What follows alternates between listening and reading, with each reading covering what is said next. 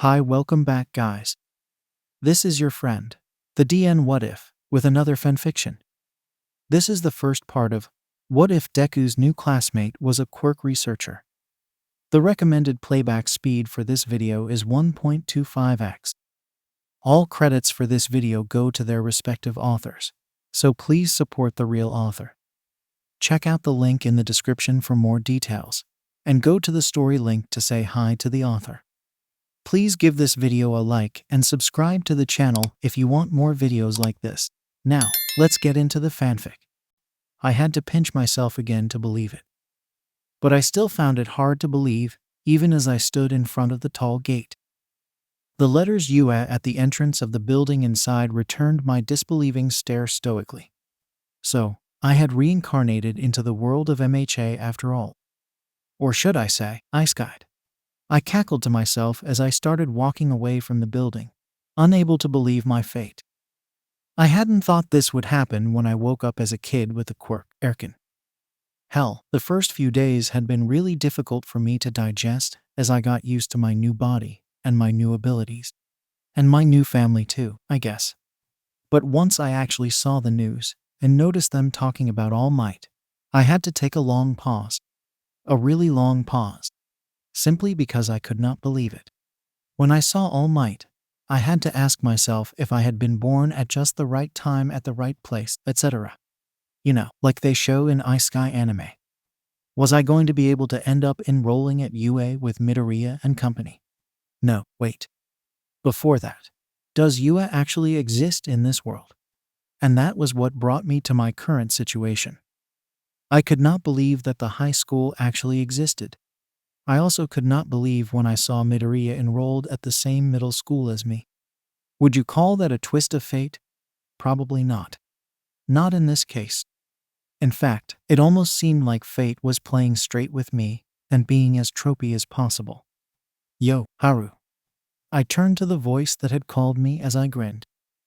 Oh, hey, Izuku.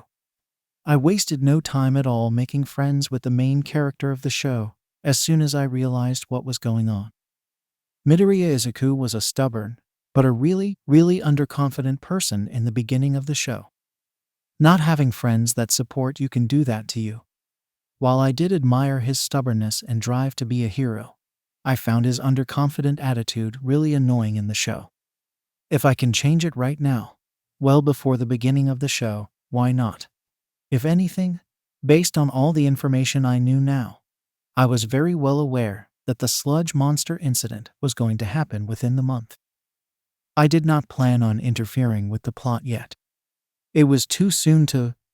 Oh wait. Making Izuku confident before he met All Might was already interfering, wasn't it? It was, but I believe it's quite minor. Back before my reincarnation, I was very into fanfictions, especially the reincarnated ones. Ones where a real-world fan of the show incarnates into said show. And he tries not to interfere, so he can use his foreknowledge to progress in the world himself. I always found that tropey and predictable. Why would you do that?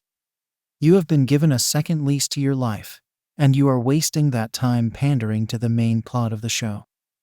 What an utter waste of that second life.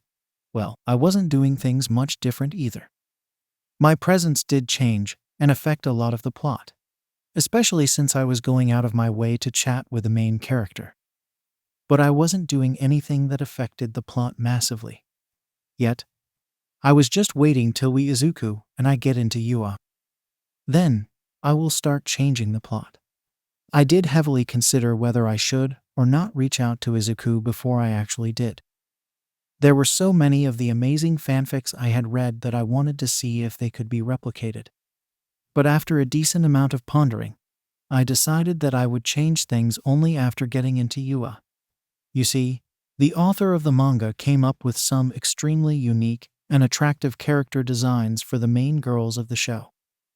It'd be terrible of me if I didn't actually appreciate them in this world, where I could actually meet them and interact with them. Interact with Momos, if you will. No judgments, but hers was the best design. It'd be terrible if I didn't get a chance to interact with her. But that's a story to be told at a later date. At the moment, I was building rapport with the overanalyzing nerd that Izuku was. How many times do you plan to see Yue before you feel satisfied? The green-haired kid asked as he came up to me. I still can't believe that this school exists. It always has, though. Oh, how I wished I could make him understand. But I couldn't. Who in their right mind would believe in reincarnations, even if the world was as quirky as this one was? I simply chose to change the meaning of my words. I meant, isn't it unbelievable that a school exists that actually produced someone like All Might? Don't you feel like if we get in here, it will be worth everything we have been working for? Oh, I get it. Izuku nodded as he too stared at the gate. I hope we do get in. I eyed him curiously. So much progress in such a short time of 2 years that I had known him. I thought it was only a main character trope thing. But no, the boy was genuinely talented. The constant bullying and quirklessness was what had undermined his self-esteem and confidence. He was nowhere close to the level he would be near the end of the manga, but damn, his stutter was long gone, and he no longer flinched at every little sudden movement around him. Also, his bulking up must have massively helped his confidence. He wasn't a walking broomstick anymore. I was glad I convinced him to start a training regimen. How do you think someone becomes a hero? I had asked him. Is it because of their quirk? No. It's because of their drive to improve themselves and their quirks to the point of usefulness. It's because of their endless motivation to be helpful to the people around them. Who says you have to have a quirk to be helpful to people? You can always help in small ways that mean something to people. Stop dreaming like a little kid and start working towards your dream. Midoriya Izuku. Who cares if others laugh at you for it?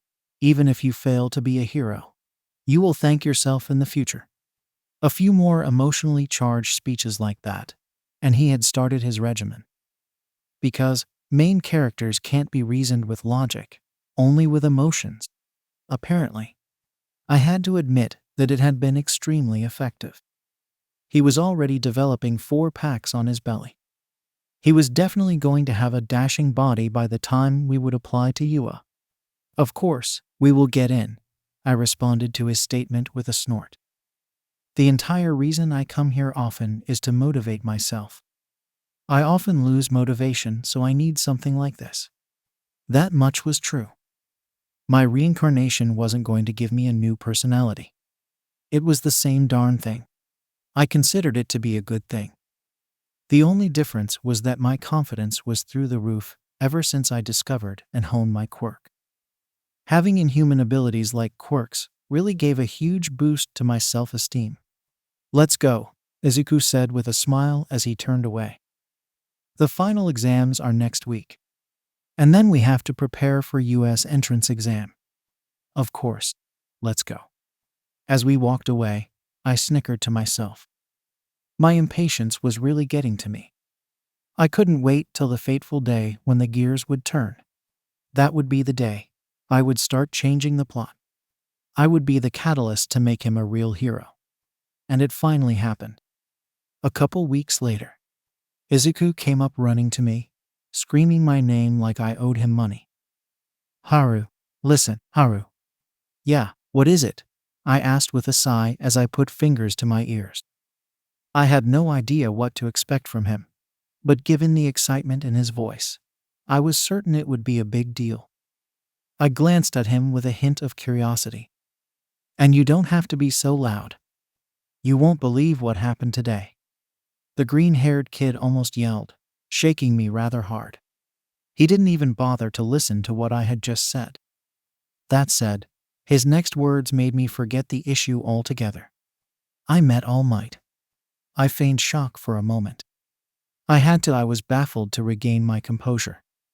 I watched him for a moment as he returned my look with sparkles in his eyes. Nah, no way, I said eventually, mostly to confirm that it was actually true. You are kidding. I am not. Check this out. He pulled out his half-burnt quirk book, as I called it, and showed off the autograph. Do you believe me now? No fucking way. I tried in vain to suppress my excitement. You actually did see him. See, I told you. And you know what? The kid was full on crying without hesitation. He said, I can be a hero too. That was it for me. It was one of the most momentous scenes of the manga for me. And Izuku had said the exact words. I laughed as I returned the book. All right, you got me there. I believe you. What will you do now? Izuku opened his mouth for a second, before closing it shut again. He looked ridiculously uncomfortable as he replied. Well, I can't tell you everything, but I will be training with all might. Huh? Props to my acting, I guess. Izuku flinched like he had been struck. It had been a long while since he did that. I observed him, not speaking anything, waiting to see how much he divulged. As unusual as it is, many people are generally uncomfortable with complete silences. Therefore, many try to fill it in by giving away more information. I wondered how much Izuku would tell me, his close if not best friend. At length, he said, I can't tell you everything. Yeah, you already said that. I know. But I at least didn't want to hide from you that I was actually going to regularly meet All Might. Ah man, such naivety. I remember when such naivety bit me in the ass in my previous life. I genuinely hoped he would be more secretive with the information he would get his hands on in the future. I decided to play with him a bit more. I raised an eyebrow at his statement. Okay, that's hard to believe. I could give you the benefit of doubt before, but All Might, the #1 hero, wants to take some time out of his already busy schedule to hang out with a kid he has not known for long. That's hard to believe. Oh, I was gushing in my mind all right. I just needed to push Izuku to let me meet him. Getting a chance to meet the legend in flesh. No way was I missing out on that. Even if I was going to see him every day about a year from now. I can't. Tell me. Yeah, I know. But you can't just drop that bomb on me and expect me to accept it without question. Izuku squirmed in his place as he tried to come up with a reply of some sort. At length, he just barely threw out. Just accept it. I eyed him for another moment before sighing. All right. I watched with a twinkle in my eye as he relaxed. Only if you let me meet him. Huh? What? I asked, amused. If you want me to simply accept that you will be training with All Might, you will have to let me meet him. That's the least you can do. I can't guarantee, but I will ask him. All right then, let's go. Oh yeah, finally, the plot is starting. The main story is underway, and I am here to mold it to my fantasies. You are All Might. He is. As unbelievable as it is, Izuku replied with an uncomfortable chuckle. I knew, of course, that this bony person with black eyes was All Might. I knew that right from the day I was born in this world and found out about his existence. But nothing, and I mean nothing, could prepare me for the stark difference between his bony and his buff forms. The anime and the manga did not do it justice. The man looked positively starving and malnourished in his bony form, like he was practically on his deathbed. The only reason that last part didn't seem to be true was because of how active he could be even in that form. Meanwhile, his buff form positively radiated energy and hard work. Like the man had truly given his life to the swole god. Like he spent 24/7 365 in a gym, lifting weights and breaking machines. But I petered out. I honestly had no idea what to say. Don't worry about it, All Might said rather gently. Just know that the usual muscular form you see is because of my quirk. I know that, man, I thought to myself. But I can't tell you that just yet. Instead, I simply shook my head and stared at him again. So, you are going to be training Izuku here to prepare him for Yua. I noticed the inconspicuous exchange of glances between the two. It did not take much for someone in my shoes to know what was going on. All Might cleared his throat before responding. Yes. He helped me with a villain I was chasing. This is my way to pay it back. The two were really sweating buckets as he replied. Man, oh man, both of them sucked at lying. Well, in this case, it was technically true. Exact circumstances aside, it was true that Izuku had helped All Might walk the talk. If anything, I was surprised at the partial truth they gave me. Nonetheless, I could only laugh afterwards. The two seemed confused when I laughed. Well, All Might did. Izuku was afraid. Probably because he knew I had figured something out. I laughed in my mind. Don't worry, kiddo. I have figured everything out, I spoke in my mind. But of course, I wasn't going to tell him that out loud just yet. Instead, that's a lie, I said flatly as I stared at All Might. And I am not stupid. You expect me to believe that the number one hero repays favors like those with personal training regimens when he has another bunch of villains to take care of. Watching them shit bricks figuratively was rather hilarious. But I did not want to push my luck any further than necessary. I needed both of them to trust me after all. I sighed and shook my head in disappointment.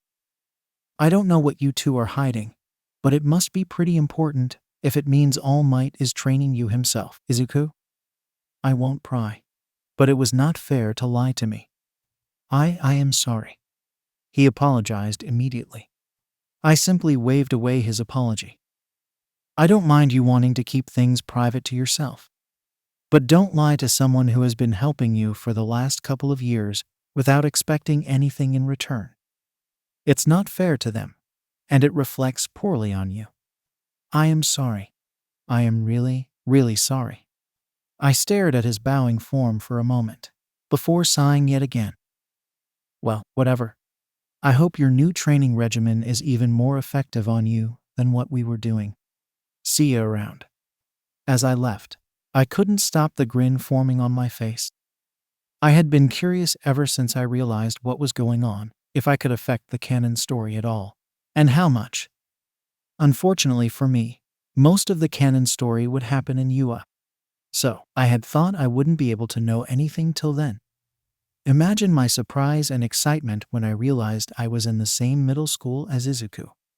That was when my interest in this world renewed. And now, only 10 months remained till the real story started. Until then, I was going to train my quirk like hell. Get ready for me. UA. 8 months later, I was stunned when Izuku came up to me and told me he had been to UA.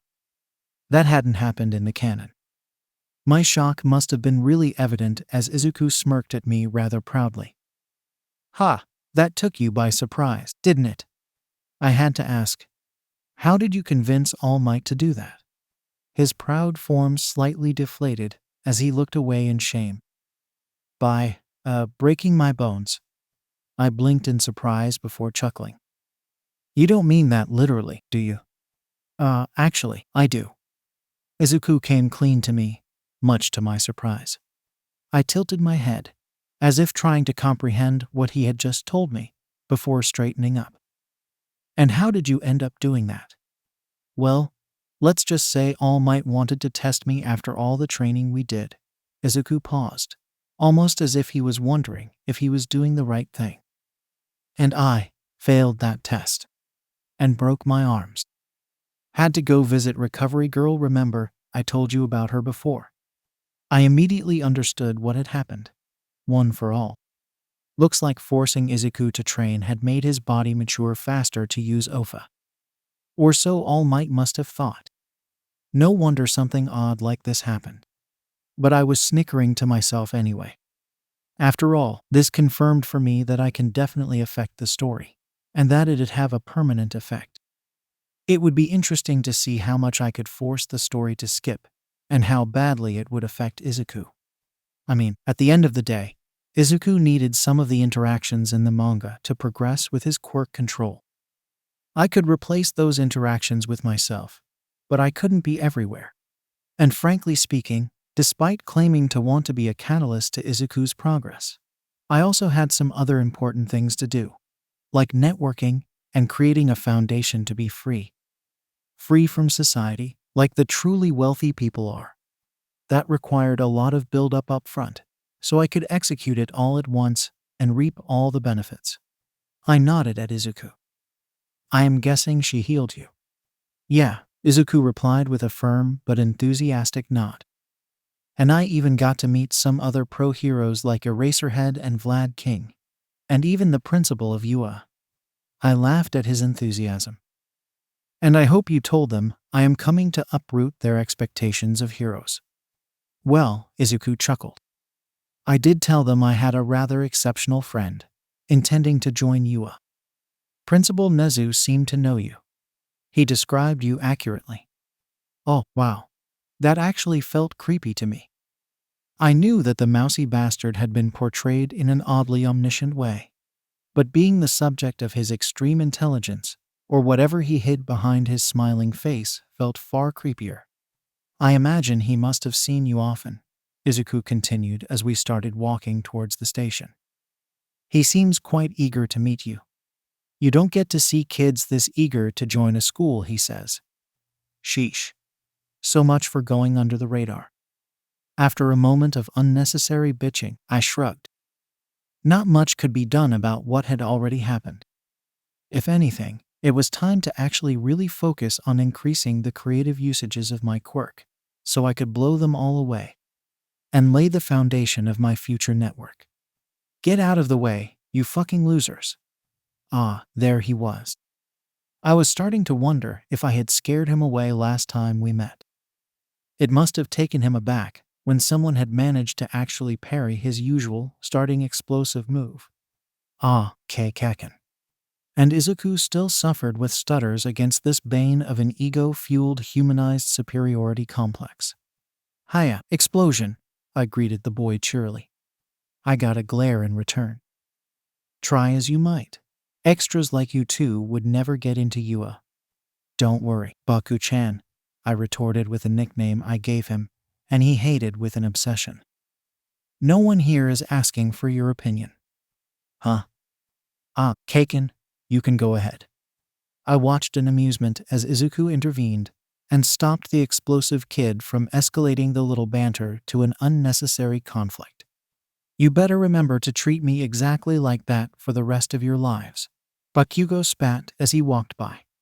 I chose to not respond, seeing as Izuku was pretty much shitting himself.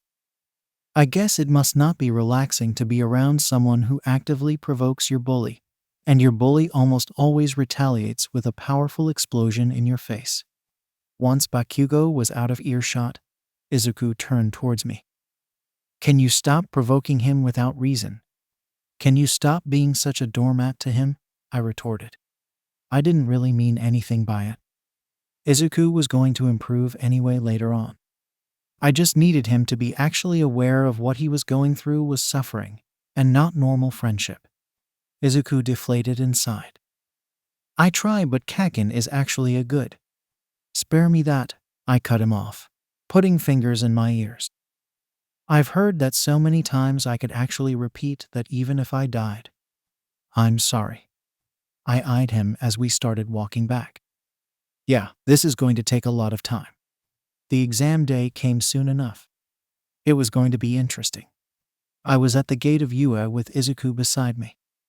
In canon, Izuku was going to finish his training this day, and he had not gotten the chance to test OFA first. But in this timeline, that wasn't the case. I was curious how much it would affect the actual exam. Get out of my way, Deku, airy bastard. Ah, Kaken. I felt an intense sense of déjà vu at the exchange, but I digressed. We moved out of Bakugo's way and let him pass. As he walked past, he glared at both of us. He seemed to glare at me longer than at Izuku.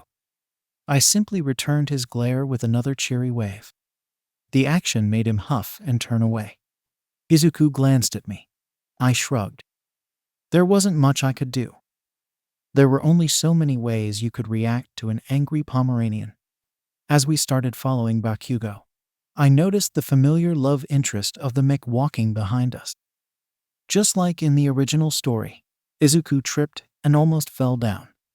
Are you okay? Uraraka asked as she straightened the flailing Izuku up. It's my quirk. Sorry for stopping you, but it's a bad omen to trip and fall. Yeah. I facepalmed internally. No matter how less your interaction has been with girls, it never got to these levels. Not without social anxiety anyway. On second thought, that made sense when it came to Izuku. Thanks for helping, I smiled at her.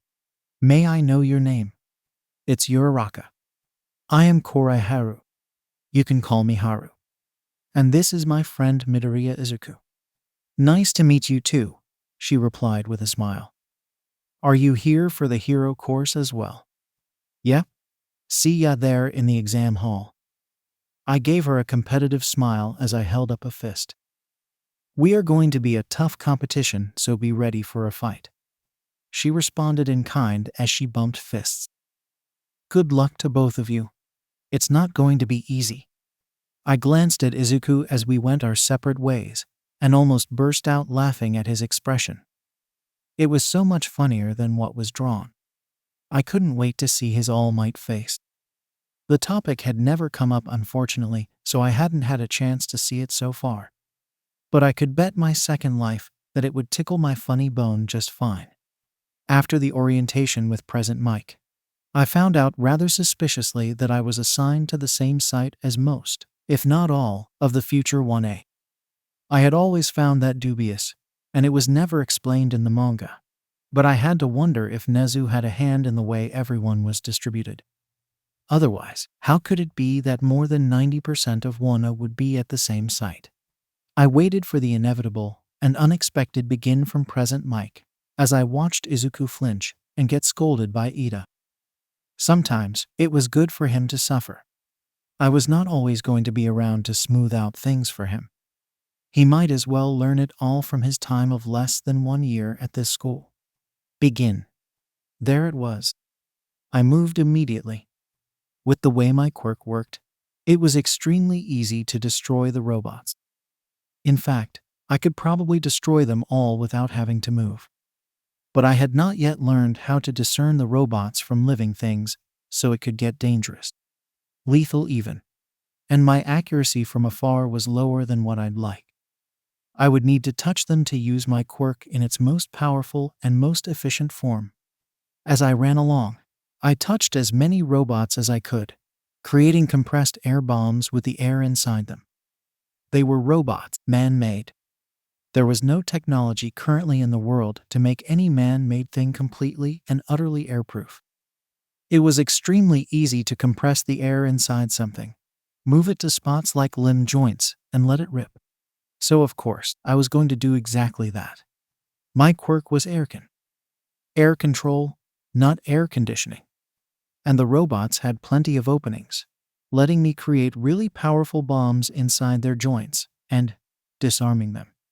Izuku, without his control on Ofa, was going to have a lot of trouble with getting points.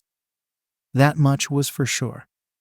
Unless he was already good with it and could handle it at 5%. Which I highly doubted. Besides, I was fairly sure Izuku would get in anyway. Nezu definitely knew about him being the heir for Ofa. Of course, he was not going to get out of Ua. No, they would keep him close to avoid letting All for One meet him. As the halftime bell rang, I glanced in the general direction from where I could hear some really loud noises. It was the giant robot. Unfortunately for me, I wasn't aware of where that robot would pop up from, so I had no choice but to watch in consternation as the robot head of the zero-pointer made itself visible quite a distance from me. The fact that I could see it over the tall buildings despite being on the ground really spoke to its height. Well, no big deal. Our good old Izuku with his McPowers and plot armor thick enough to stop missiles would handle it just fine. More or less. Nonetheless, I started running towards the tall robot and generally in the opposite direction of the remaining candidates. I knew about rescue points after all. Just as I reached the location and ran past Ida, who called out to me, I heard the oh-so-familiar sound effect of clothes ripping apart. A second later, a gust of wind hit me and slowed me down as Izuku flew upwards. I glanced there briefly before resuming my run towards Uraraka, who I could see was still looking up in shock. Uraraka. Huh? Haru. This is going to hurt, so brace yourself. As I said that, I created a much smaller compressed air bomb inside the rubble holding down the girl and let it explode. It tore apart the debris and freed her. Go help Izuku. Your quirk cancels gravity, right? Yes. It took her a moment to stabilize herself. That was difficult given the nausea as well as the new wounds my little attack gave her. Then she went and used her quirk on a piece of one of the robots and caught Izuku before he splattered on the ground. I watched Izuku desperately cry as President Mike announced the exam to be over. I wish I could have used my foreknowledge to help him. But no one would have believed me. No, it's still too soon to reveal what I know. There was also the issue with Aoyama being the traitor. Instead of him, I might be considered one due to the accuracy of my predictions. No, it was too dangerous to reveal the truth about me yet. But believe me when I say, I plan to use my knowledge for some fruitful gains. Gains for myself, of course. Haru. I had to move my phone away from my ear. Izuku could scream really loud when he was excited. What? I passed. I somehow passed that exam. Congratulations, I said, letting excitement seep in my voice. Didn't I tell you I had a feeling you'd pass? You owe me a chocolate ice cream now. Izuku laughed at my words. Fine, you got it. But I actually passed. Did you pass too? Of course, I did, I replied as I glanced at the acceptance letter in my hands. I know I scored a decent number of points, so I was bound to pass anyway. Sheesh, how can you be so confident? Because I know the limits of my power. I heard another laugh. We chatted for some time before deciding to call it a day. I was fairly sure Izuku would want to talk with his mentor more at the moment. Come spring season, and we two stood in front of the door of Wana. What a giant door, Izuku mumbled as we both stared at it. I hope those two are not in here. I didn't need to ask who were the two people he was talking about. Instead, I too focused on the sheer size of the door. There must have been someone with a really tall body studying here at some point during the history of this school. Why else would there be such a tall door for just a bunch of squirts? A quick glance to the side led me to see the yellow caterpillar crawling silently towards the classroom. Man, he was lazy, but good for him, I guess. I looked back up ahead as Izuku opened the door to the bickering of Ida and Bakugo. Blow you to bits. You're awful. Do you really wish to become a hero? Yep, that's the two all right. Ida noticed the two of us and approached us, introducing himself. As Izuku introduced the two of us, I leaned back to see Uraraka walking to us. On the other side, the caterpillar had almost reached the class. Haru, Uraraka exclaimed as she reached the class. Is your friend here too? He is, I replied with a wave of my hand. Who is it? Haru, Uraraka. Midoriya, nice to meet you. As the two talked, I chanced a glance at Bakugo. I almost whistled in astonishment. My man looked pissed. And that was saying something, given the fact that anger was his default state. If you're here to socialize, get out. I eyed Eraserhead as he stood up. Man looked about as exhausted as if he had just run 2 marathons back to back. The eye bags didn't help him look any approachable or friendly. I would have been genuinely surprised if any student ever chose to approach him for anything, if I didn't know better. That said, Shishi, why would you choose to do a job like teaching if you couldn't get yourself to care enough about your students and give it your all? It took you 8 seconds to quiet down. You lot aren't very rational, are you? I raised my hand. It was time to start messing around. He looked me up and down, his expression not changing in the least.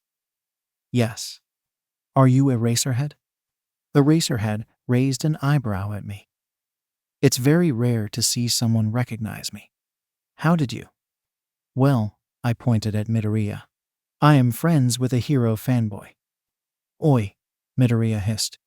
Even I didn't recognize him. I smiled at Midoriya. But I did. All right, enough with the talk, Eraserhead said.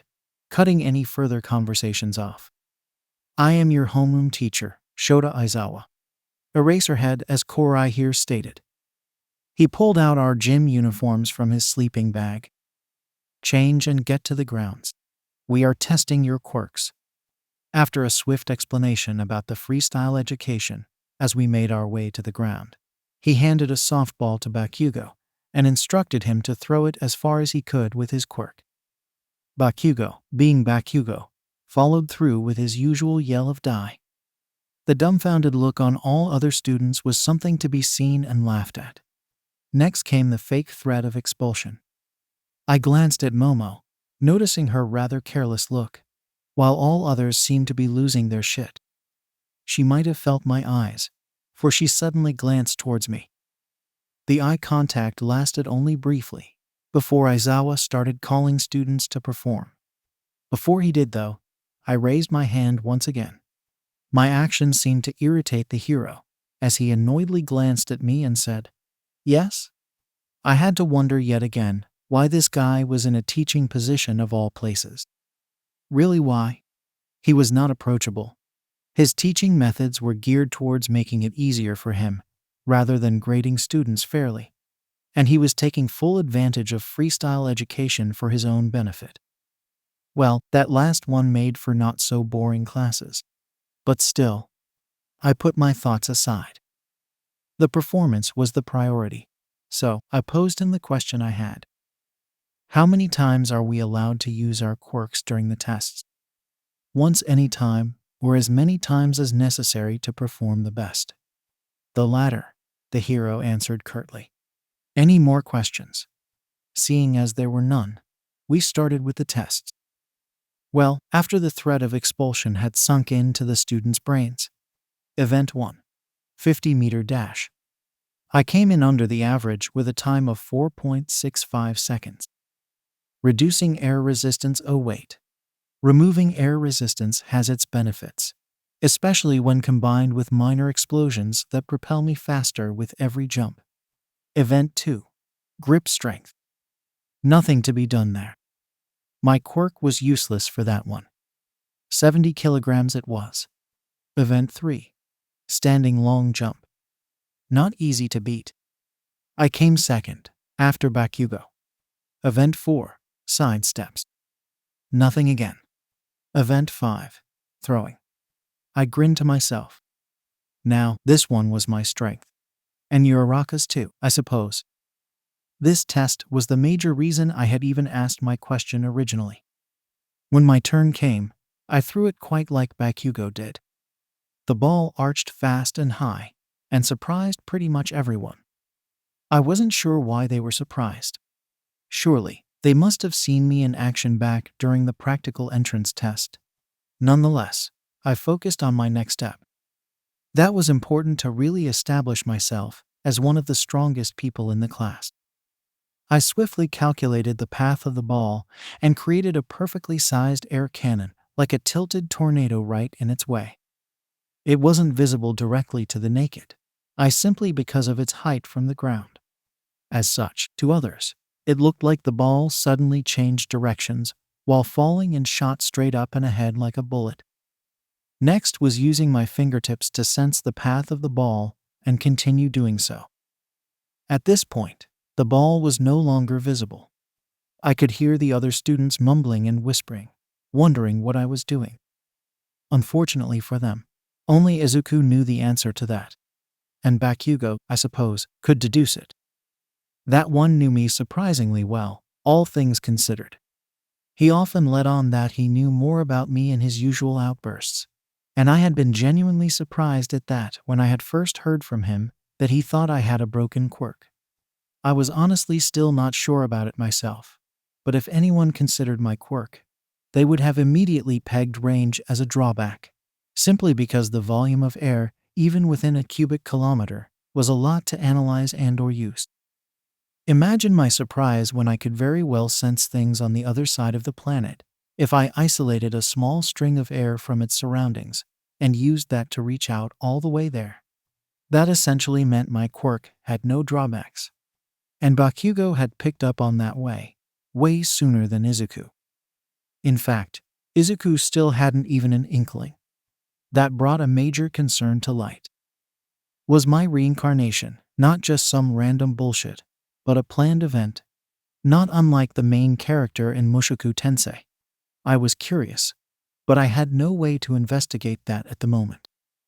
The best way to get there where I could actually start investigating were two things: a hero license to use and test my quirk whenever and wherever I pleased, and a research license to have a free access to in-depth quirk studies all the way back from when quirks first appeared.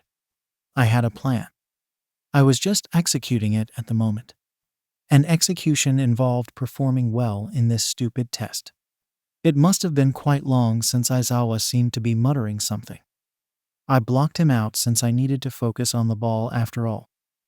Once I felt it cross the halfway mark around the globe, I switched directions and started pulling the ball towards me through a combination of air cannon and removing air resistance. Removal of air was necessary. It made all calculations way easier and straightforward. Soon enough, I straightened up and finally opened my eyes. I had closed them once the ball was out of sight. Everyone followed my line of sight and saw the ball fling downwards towards us. The ball dropped to the ground and slowly rolled to a stop right by my feet. I took a deep breath and turned towards Aizawa. 40K and change, I believe? And that was indeed the case. Aizawa actually managed to look impressed. Very, very impressive, kid. Extremely creative use of your quirk. I try, I said with mock modesty as I walked away to hoots and cheers, and suppressed swears and explosions. As soon as I reached Izuku, I asked, "How long did I take?" "About 55 minutes, Izuku replied as we watched Uraraka go ahead. "Almost 10 minutes faster. The ball must have gone like Mach 30 or something." "That's ridiculous. How did you even keep the ball from flying off into space?" I was about to answer when the usual rage-filled bark from the class's angry Pomeranian interrupted me. "What was that, you airy bastard? What did you do?" I snorted as I turned towards Mr. King Explosion Murder. "And why'd I tell you that?" Some of the others suppressed their mirth as Bakugo launched into another spiel of swear words. Never in my life had I seen a person with so many anger management issues. It was a wonder Yue even let him in. I figured mental stability of potential heroes was not considered at all. If it had even the slightest weightage, Bakugo would have surely fallen in ranks like a solid piece of iron in water. Next was Izuku's throwing, which left Bakugo speechless. The look of shock on his face was worth it. I heavily considered buying a camera just for capturing those expressions.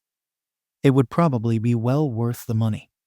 "Sensei," I glanced at Izuku, who had his fist held up with a broken finger, a pained smile on his face.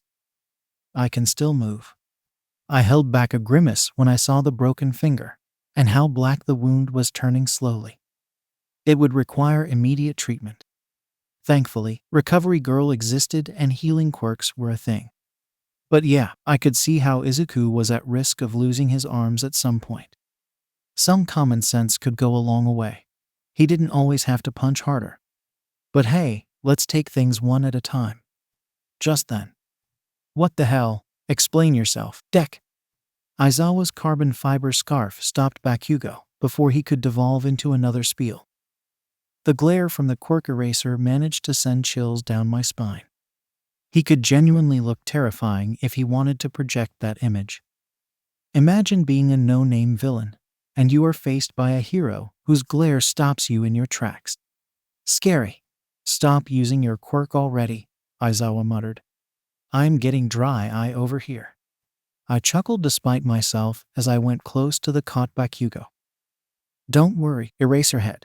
I will hold him." "Huh? You think?" I really should have put him on a leash back in middle school.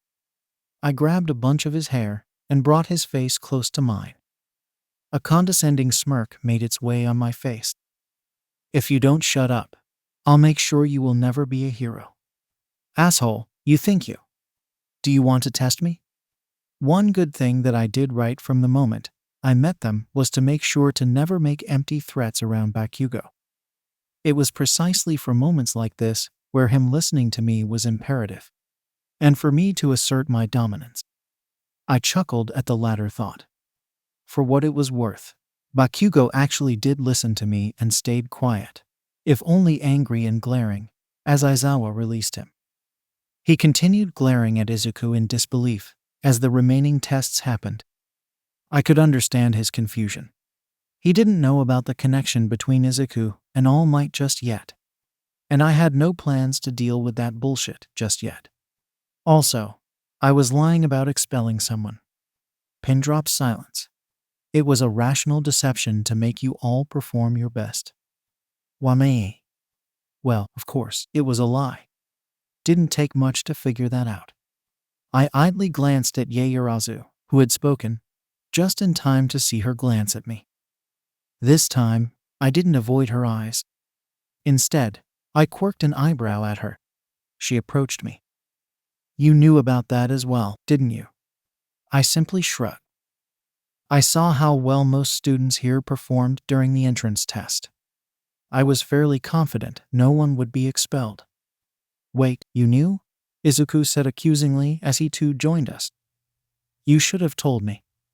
Would you have believed me over someone who actually has the authority to expel us? I asked with a laugh. Izuku squirmed, figuring out my point. But still, it would have reassured me a bit, he replied at length. Perhaps. I shrugged again. Then I pointed towards his finger. Get that sorted out before it worsens. Yeah. You coming? I will see you at the gate. Right now, I want to chat with our classmates. All right. See you there then. I waved goodbye to Izuku before turning towards Yaoyorozu and extending an arm. Nice to meet you. Korai Haru. Call me Haru. Yaoyorozu Momo, she replied in kind, shaking my hand. Nice to meet you too. I didn't realize you knew him. We are old friends. We go way back. Or so I'd like to say. I have known him for 4 years. That's a long enough time, she said, amused. It is, I agreed with a grin. But not long enough to say way back. We were already on our way to the changing rooms, so I told her we could talk afterwards. I waved her goodbye and entered the male changing room where most of the others had already changed. To my surprise, Mainta was a student here. I had always thought he must have cheated somehow to get into UA because otherwise, how did he even get in with his stature and his quirk, and without any recommendation? Well, I figured, this was the chance to know. I approached him and poked his ball hair. Hey, what is it? He turned and glared at me. I held up my hands in mock surrender. Hey there. Just curious, how did you get into UA with your quirk? I happened to notice you during the exams throwing your ball hair around. What? Are you here to make fun of me too? No, I am just curious. Because if I had your quirk, I would not be able to use it as effectively as you did. I mean, you got into UA. Those compliments seemed to soothe him right down. And he explained how his quirk worked before elaborating on his exam strategy. So, now that we know my quirk is just sticky balls, he threw a pointed glare at Kaminari, who simply held up an apologetic hand. I couldn't really disarm the robots. But you know what the exam instructions said? They said we had to disable the robots. And my quirk is perfect for that. All I had to do was lure the robots in traps set with my sticky balls. I was genuinely impressed. Disabling someone from moving completely, including robots as large and powerful as the ones we were fighting. That was a terrifying quirk in the hands of an intelligent person. And Mainta was intelligent. But he was also ridiculously unconfident and prone to be laid back when in an advantageous position, not unlike the hare from the tortoise in the hare story. That's impressive, I said honestly. No wonder you made it to UA. I really wouldn't have. Hey, I glanced at Ida, who had spoken. Haru, I offered. Haruku. Just then, the door opened, and in walked Izuku, looking oddly tired. "Oh, Midoriya-kun," Ida greeted with jerky movements as he walked to Izuku. "Is your finger okay?" "Yeah, it's fine. Recovery girl's quirk drained me though." "Yo, Izuku." I beckoned him over as I changed into the UA uniform. "So, how's the first day?" "Interesting," he replied as he too changed from his gym clothes. "But I'm pooped." I laughed. "That's to be expected, what with your bone-breaking quirk, and then recovery girl's quirk." "Glad to hear you're doing fine," Ida said as he too joined us. "Aizawa-sensei sure had us fooled. He made me think this is how it's at the top, and forced me to give it my all. Such deception." I simply grinned as the three of us made our way out, listening to Ida's musings. This was fun, surprisingly enough. I felt like a kid all over again. Except this time around, my life would be on the line soon enough. As we reached the gate of the academy, I noticed Yayurazu waiting, staring at her watch. Immediately realizing what had happened, I made my way to her. The other three waited while I talked to her. "Ah, Haru. I was wondering if you completely forgot." "Not at all," I replied with a smile as I pulled out my phone. "Just ended up in a heated discussion about today's class. On that note, care to give me your number? It'd be easier to keep in touch if our schedules changed suddenly." "Indeed, it will be useful." We exchanged contacts and soon separated, as she apparently had something to do. As she walked away, I couldn't help but glance at her retreating figure, admiring it from afar. Oh, she was beautiful, all right. Our dear author knew what he was doing when he created her. And I was here now interacting with her as a real person. Talk about reincarnation being a real sweet deal. "You know Yayurazu-san?" I turned back to see the three of them had walked up to me. Ida had asked the question. I nodded. Chatted with her after our quirk test earlier. She seemed interested in knowing how I knew that Aizawa-sensei was lying about the expulsion. "You knew?" Ida exclaimed in disbelief. That was the second time I had got that reaction, first time being Izuku himself. "Nah," I replied with a chuckle. "I had just seen most of us perform extremely well during the entrance exam and doubted anyone would perform badly in something as simple as that. And if we performed well and were still expelled, well, would you want to be a part of a school that punishes excellent uses of quirks purely because of its freestyle education?" Ida understood and started thinking deeply about whatever it was. I swear the guy could read between the lines despite there being nothing between the lines, I thought to myself as we started on our way home. All that said, these people are fun to hang out with. I can't wait to see how much they can change due to my presence and actions to affect the future. The next day was as boring as a regular class. I would have frankly slept through if it wasn't for the fact that I'd need to know at least some stuff for the exams. It was only after lunch that I got interested in the proceedings of the class. I have come through the door like a normal person. I laughed at the ridiculous entrance, while everyone else seemed awed that the number one hero was going to be a teacher there. After he swiftly explained what the class was about, he beckoned me over. Curious, I went to him. "Yes. Korei Shounen, your quirk registry had the costume column empty. I believe you stated that you did not want a costume. May I know why?" "Ah, so that's what it was," I thought as I smiled. "I plan to be an underground hero. A costume that can be attributed to me kinda goes against the idea, doesn't it? But wouldn't you still want to have a costume that can be recognized? Like, say, your homeroom teacher, Eraserhead?" "Not at all," I replied with a smile. "Fame will get in my way. As long as I get compensated for my work, I don't particularly care for fame or recognition." All Might seemed bummed at my words, but the smile never left his face. "Interesting thought process," he said anyway. "I'd still recommend a costume since they can provide extra protection that your quirk might not be able to provide. Do consider it. Now, go." Let's meet at the ground beta. And with a swift pat on my back, he disappeared. That was manly. I didn't have to turn to know that it was Kirishima. I laughed instead. It's not being about manly. It's about being clear about your goal. And that's manly. Yeah. Let's see what you're made of, you embryos. As All Might explained what the training was going to be, I hazarded a glance towards all my classmates. Mind you, the girls looked awesome. Most of the guys did too. Of all costumes, I'd only really questioned Minta's, which honestly looked like he was wearing a diaper. I had no clue why he would wear something like that, but I chalked it up to it being because of his quirk. Somehow. I would have to ask him later if the design was the way it was because of any special reason. I doubted that, but gave him the benefit of doubt. I wasn't particularly hopeful about the reason, but hey, everyone deserved a chance, as long as they weren't a convicted criminal. It wasn't until lottery drawing started that I realized with a start that there were an even number of people after all, which was strange. I had thought my presence would be additional, not that I'd be substituting someone from the canon.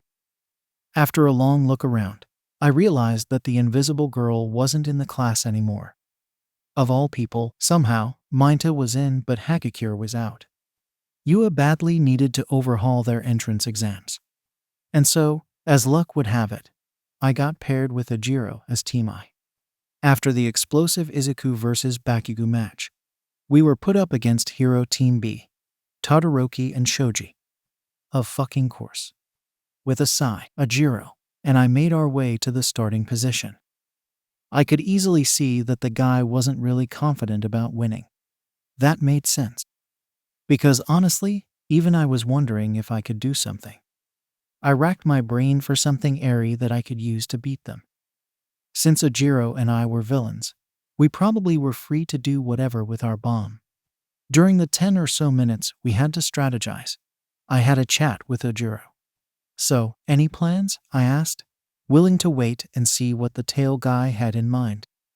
I already had something cooking in my mind, but before verbalizing it, I wanted to see what my partner had in his mind. After all, I couldn't exactly carry the entire class on my back. They wouldn't be ready for the bullshit coming next year, that is, if I am not able to stop it. Hey, I had grown fond of the people here. Not sure honestly, Ejiro replied, his tail swishing. I mean, it's Todoroki. He's a recom. I interrupted his negative verbiage. Let's focus on the task at hand.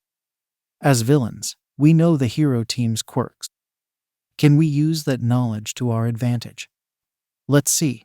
Todoroki's quirk is fire and ice. Shoji's is replicant arms. Ejiro started slowly as I nodded at him. From what we have seen, Todoroki only uses ice. Shoji's tentacles can replicate parts of his body, so he can eavesdrop on us without us knowing. And, yeah, that's about what I know. I put on a thinking expression. I don't know anything more either, I muttered just loud enough for him to hear it. Still, with what we know, we should be able to do something. He seemed surprised. You have something in mind? Yeah, somewhat, I petered out, trying to figure out a way to handle Todoroki.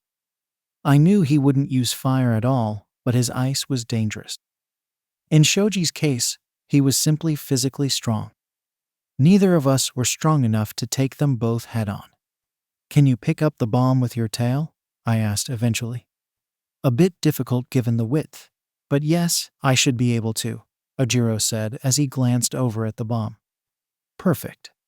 I smiled. Then I think we should be able to do something after all.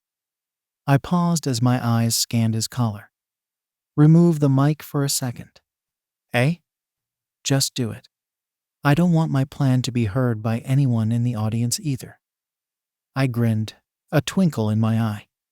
Ejiro must have noted it, for he did follow my action and removed the mic, curiously staring at me.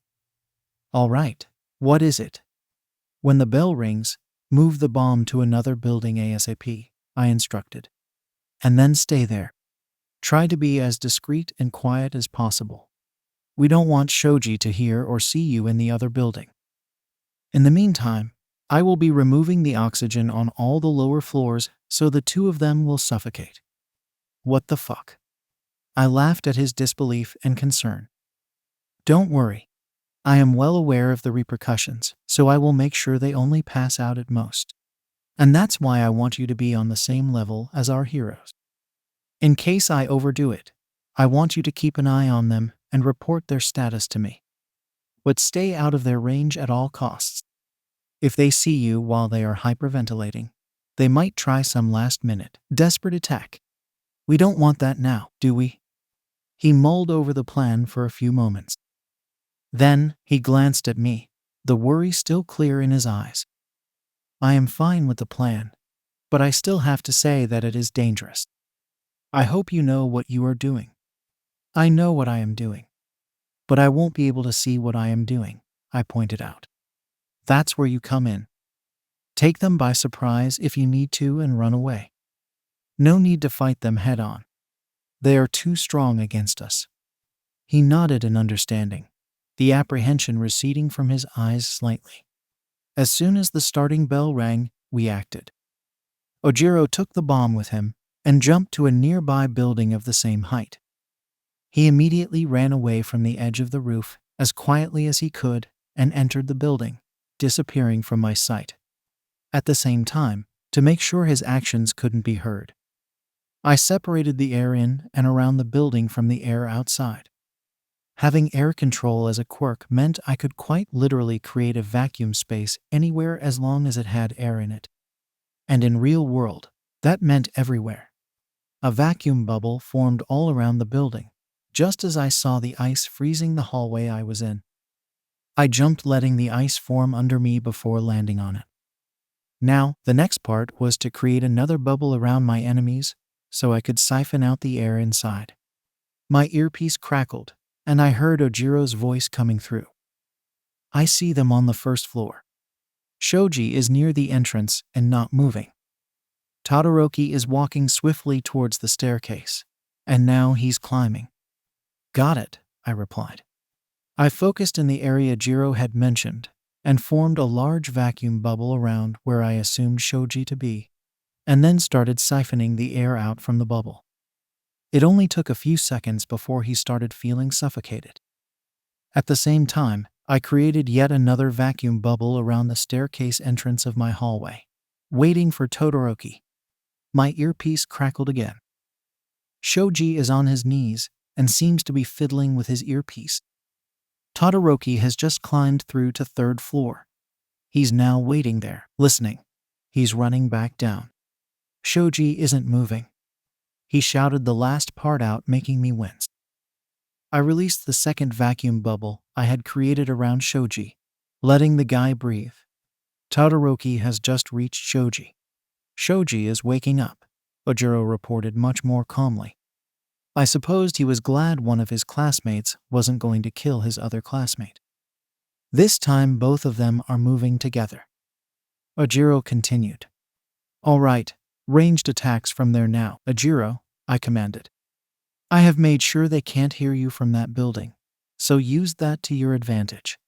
Use any sort of rubble you find and slam it their way. We'll continue wasting their time like that. Roger. And that was how Team I won. Ojiro and I coordinated like this, keeping the hero team on their toes, and attacking them either through air or with rubble that Ojiro picked from different buildings. I was genuinely quite surprised to find out that neither of our opponents were all that adaptable.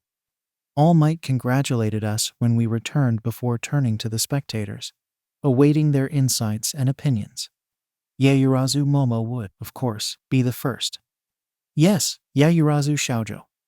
The MVP in this match would be Haru, she said determinedly. His team was against a team with two powerful quirks.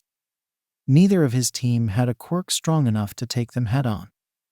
Despite that, Haru devised a plan to use his and Ojiro's quirks differently. There was also the fact that they moved the bomb itself to another building.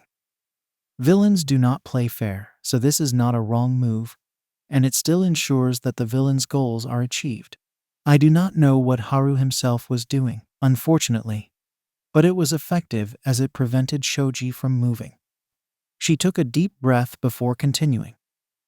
On the other hand, Todoroki-san depended too much on his ice quirk and did not plan anything. He also did not keep track of time their team lost due to the continuous barrages. But he had excellent quirk control and kept his teammate from freezing, which is a major plus point. In case of Ojiro-san, he used his simple quirk extremely effectively by using his tail to jump from building to building and smash things inside to create his own projectiles, that he then shot at the hero team. Because of his continuous movement, it wasn't easy to pin him down, and as they were in a civilian area, Todoroki could not use his ice quirk too widely, or it could have damaged the other buildings. In case of Shoji-san, she faltered at that point, but her point was made. Excellent insights, Yaoyorozu Shoujo, All Might said, his smile still plastered on his face, but his voice betraying his disbelief. Now then, Korei Shounen, would you like to explain what you did and how you used your quirk? I glanced around, noting the curious stares I was getting. Todoroki was the only one who looked indifferent, but he was leaning in nonetheless. Izuku, on the other hand, was chuckling quietly, while Bakugo looked uncharacteristically muted. I smirked and glanced at All Might. Not right now. Let them figure it out. My quirk is nothing special.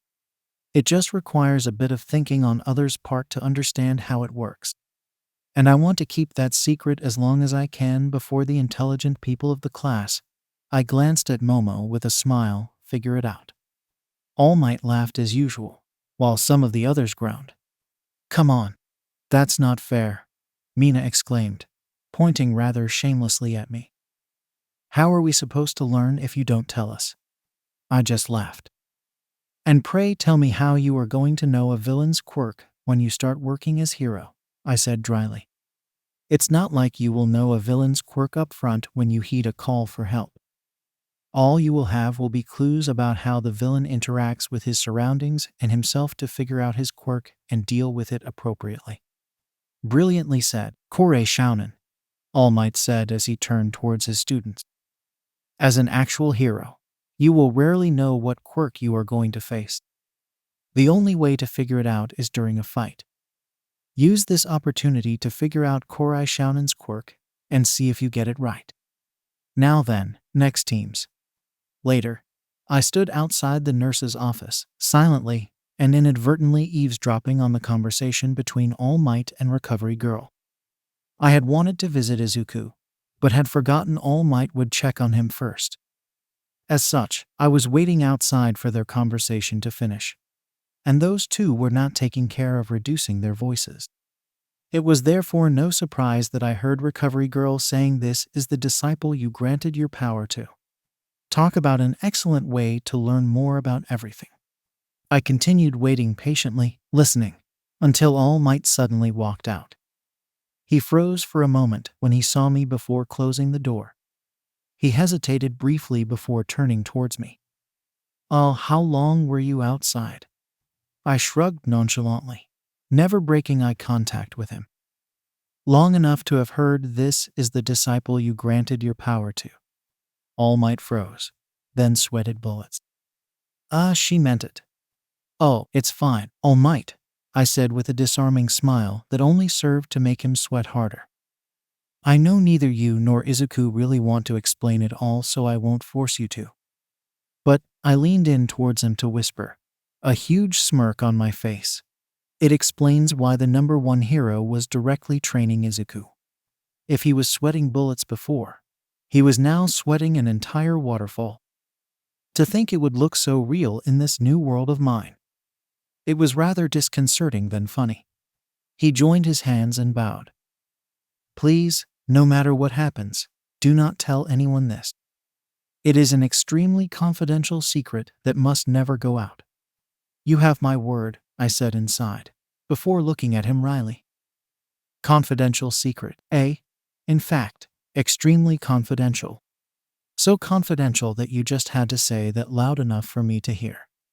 All Might coughed and cleared his throat awkwardly. He seemed to want to speak something, but after a moment of consideration, dropped it. Nodding, he repeated his request and left. I imagined he would probably go have a chat with Nezu before leaving. I did not envy him. Chuckling to myself, I entered the nurse's office and nodded at Recovery Girl. She must have known I had come for Izuku as she gestured towards him.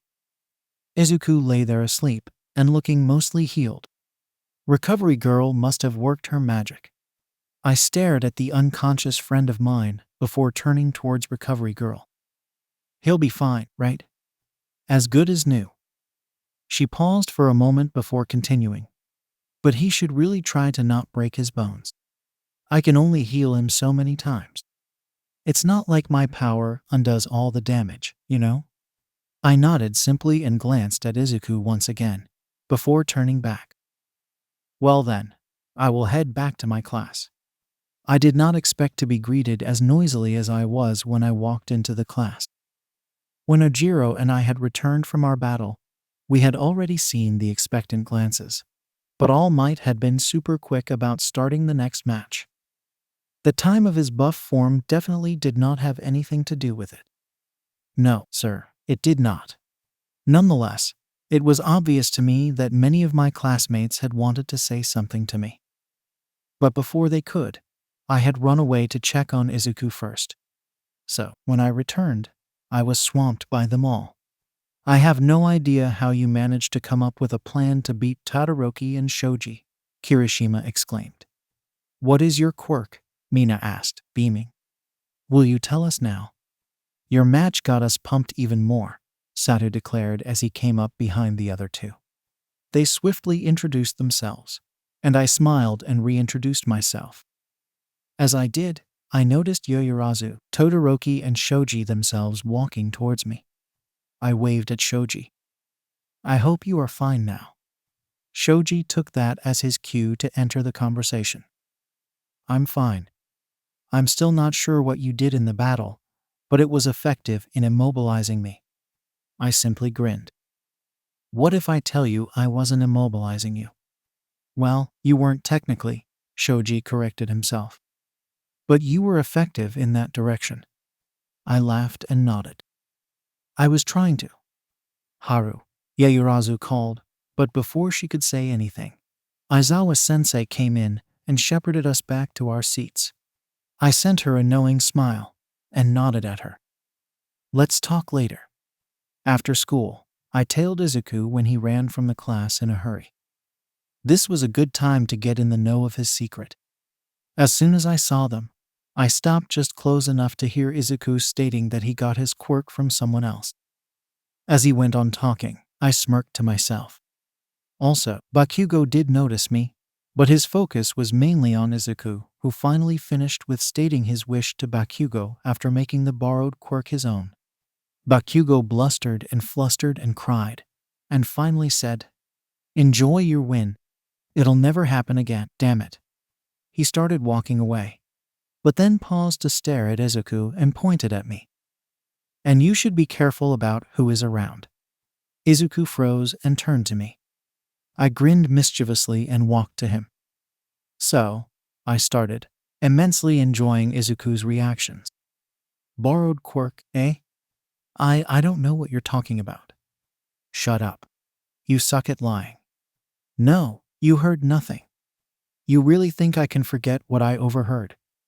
Try to. I guffawed and slapped his back, making him take a few steps towards All Might, who was now walking towards us. Bakugo was a distant speck at the end of the street. So, I said as All Might walked within hearing range, judging from what I have overheard so far and seen so far. I paused as I put on a thoughtful expression. In my mind, however, I was laughing my ass off at Izuku's disbelief and concern, and All Might's confusion. Izuku, you have a quirk that's so special that it requires All Might himself to train you. I know you borrowed your quirk, so the most likely chance is that All Might is the one who lent you the quirk.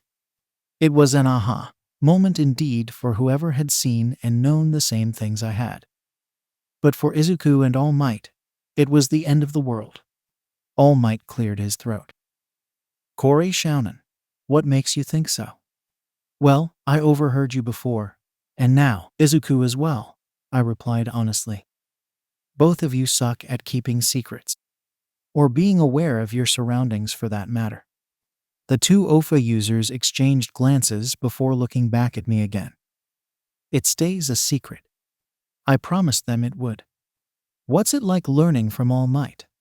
Izuku and I were interrupted by one of the reporters standing near the UA campus entrance. I promptly ignored them.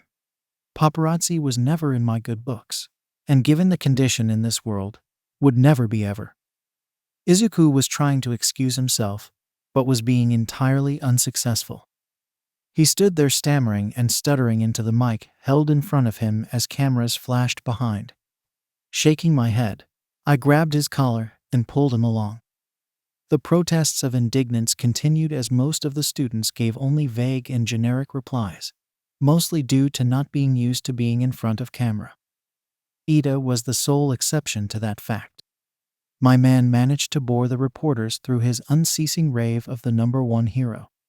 And now that I had seen the media in action, I was impressed. He was giving them their breaking news, and they weren't taking it because of his enthusiasm. Excessive enthusiasm. I could only laugh. Once the UA barrier was down, Aizawa-sensei hounded us towards our classes. I fell in pace beside him as we walked. Hey Aizawa-sensei. What is it, Korai?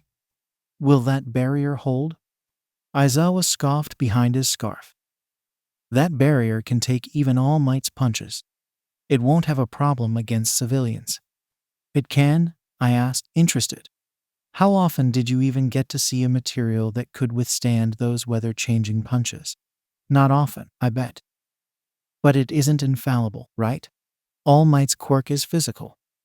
But what about flying quirks? They could still fly over the gate, couldn't they?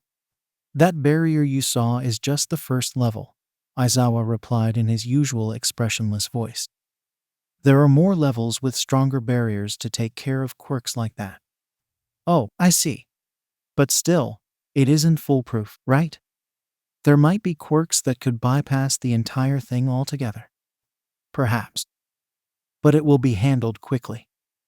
We have a lot of pro heroes in this school to take care of any intruder. I chuckled to myself as I nodded at him. He clearly didn't believe me. But hey, I tried to point it out, didn't I?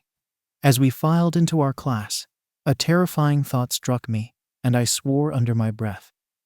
I had, once again, completely forgotten about the traitor theory. And when the villains would attack, the teachers would be highly likely to suspect me of all people because of my little chat with Aizawa. How incredibly careless and stupid of me. I would have to find a way to deal with this stupidity of mine. For the time being, though, I focused on the class. Aizawa was apprising Midoriya about his quirk's drawback. It took a moment for me to recall, but I remembered this being the time the class president was chosen. Everyone except me raised their hands, the class decorum devolving into the cacophony of a club night out. Everyone had their own reasons to want to be the president, but the most obvious one was that it would give a chance to directly lead other heroes. That made it a coveted position for students that wanted to be the top hero. The top hero. Just like from the manga, Ida suggested voting, and everyone agreed. Later, I raised an eyebrow in surprise when I saw 4 votes next to my name. I had not been expecting any. Izuku had 3, and Momo had 2. Most of the rest had 1. I got 3 votes, Izuku exclaimed from his seat. I'm more surprised I got 4, I said aloud, amused. Why me? What do you mean by that? Ajiro laughed as he slapped my back. What were you expecting after your performance in the battle training? I scoffed. And how does that correlate with my ability to lead someone? I'm fairly sure you were the one leading me back then, Haru, Ajiro stated matter-of-factly. Well, in that case, I got up from my seat and cleared my throat. I, Korai Haru, as the president of 1A, resign from the post and recommend Ida Tenya as the new president. It took a moment for the words to sink in, but the class decorum promptly devolved with everyone stating their disagreements. What do you mean by that? How can you just resign from a post everyone was vying for? That's so unmanly. Uncool, Haru. I expected more. I simply shrugged before sitting down. Why the hell would I want all the extra responsibility? I was perfectly fine being the soldier and letting someone else be my lieutenant. I glanced meaningfully at Ida as I sat. Ida was still staring at me in disbelief as he stood up. Are you sure? He asked. Perfectly. In that case. And that was how Ida and Izuku became the president and the vice president of one respectively. I leaned towards Momo, who was on my right. Are you disappointed you weren't chosen? She started and glanced at me before sighing. If this is what the class chooses, then I do not have a choice. Sure you don't, I said dryly. If only she knew. A maddening lunch rush later, where Ida proved his mettle for presidency. I was surrounded by my friends. I had skipped out on going in to avoid the stampede, so I was quite sure what I was going to be asked. Did you know this was going to happen? Izuku asked as we glanced at the last of the reporters being hounded away by the police. You seemed intent on not being in the room. Just a bad feeling, I replied with a shrug. The desperation from the press this morning was disconcerting. It made me wary about being in a closed room with as many people as there are during lunch. Izuku eyed me for a short moment. Well, your intuition has always been pretty spot on, so I am not surprised. And, I said, grinning at Ida first before turning to the others. I guess exit sign Ida proved himself fit for presidency, didn't he? We all laughed before Momo sobered up. She verbalized the thought in everyone's minds. How do you think they got in? The barrier can withstand All Might's punches, but some civilians damaged it so much that it disintegrated completely. It disintegrated? I asked, feigning surprise. Did you see someone? No, but I can see the decay on the metal from here. I considered for a moment if I should speculate some more, but then I decided against it. I had already raised enough flags against me as it was. It'd raise a lot of suspicion if yet another of my speculations or feelings proved to be true. Instead, I shrugged. Well, let's leave it to the pros. I believe Ida and Izuku will have to go check in with Aizawa-sensei first before class. That seems to be the case, Ida agreed with his choppy moves. Now, Midoriya and I must leave. We will see you in the class. And that was that. Until the rescue training class villain attack. In the meantime, I finally decided that a costume was worth it. I would need to discuss it with the support company, but after the initial simulated battle experience, I realized that if I ever faced a quirk like Bakugo's, I wouldn't be able to survive without a costume taking the brunt of the attack. It was necessary. I was glad I realized it sooner. I wouldn't have enjoyed my know-it-all attitude biting me in the ass. To think I was already biting off more than I could chew. I made my way to the support department and was soon redirected to Power Loader. I was surprised to know that he handled most of the support department and its connections. He was the unofficial boss there.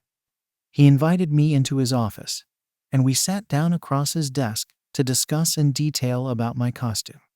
So, Korai-kun, what do you need in your costume? I leaned back in thought, trying to articulate what I exactly needed. Considering my quirk, I won't need a lot of skin exposed. But I will need my fingertips open. They help me maintain and improve my accuracy, so fingerless gloves for sure. Power Loader said nothing but nodded, noting down what I said. I continued humming in thought. Also, the material to use for my costume has to be fireproof and dustproof. And waterproof. Durable too, in case I ever face an explosive quirk like Bakugo's. The costume should cover me fully except for my face and my fingertips. I paused for a moment.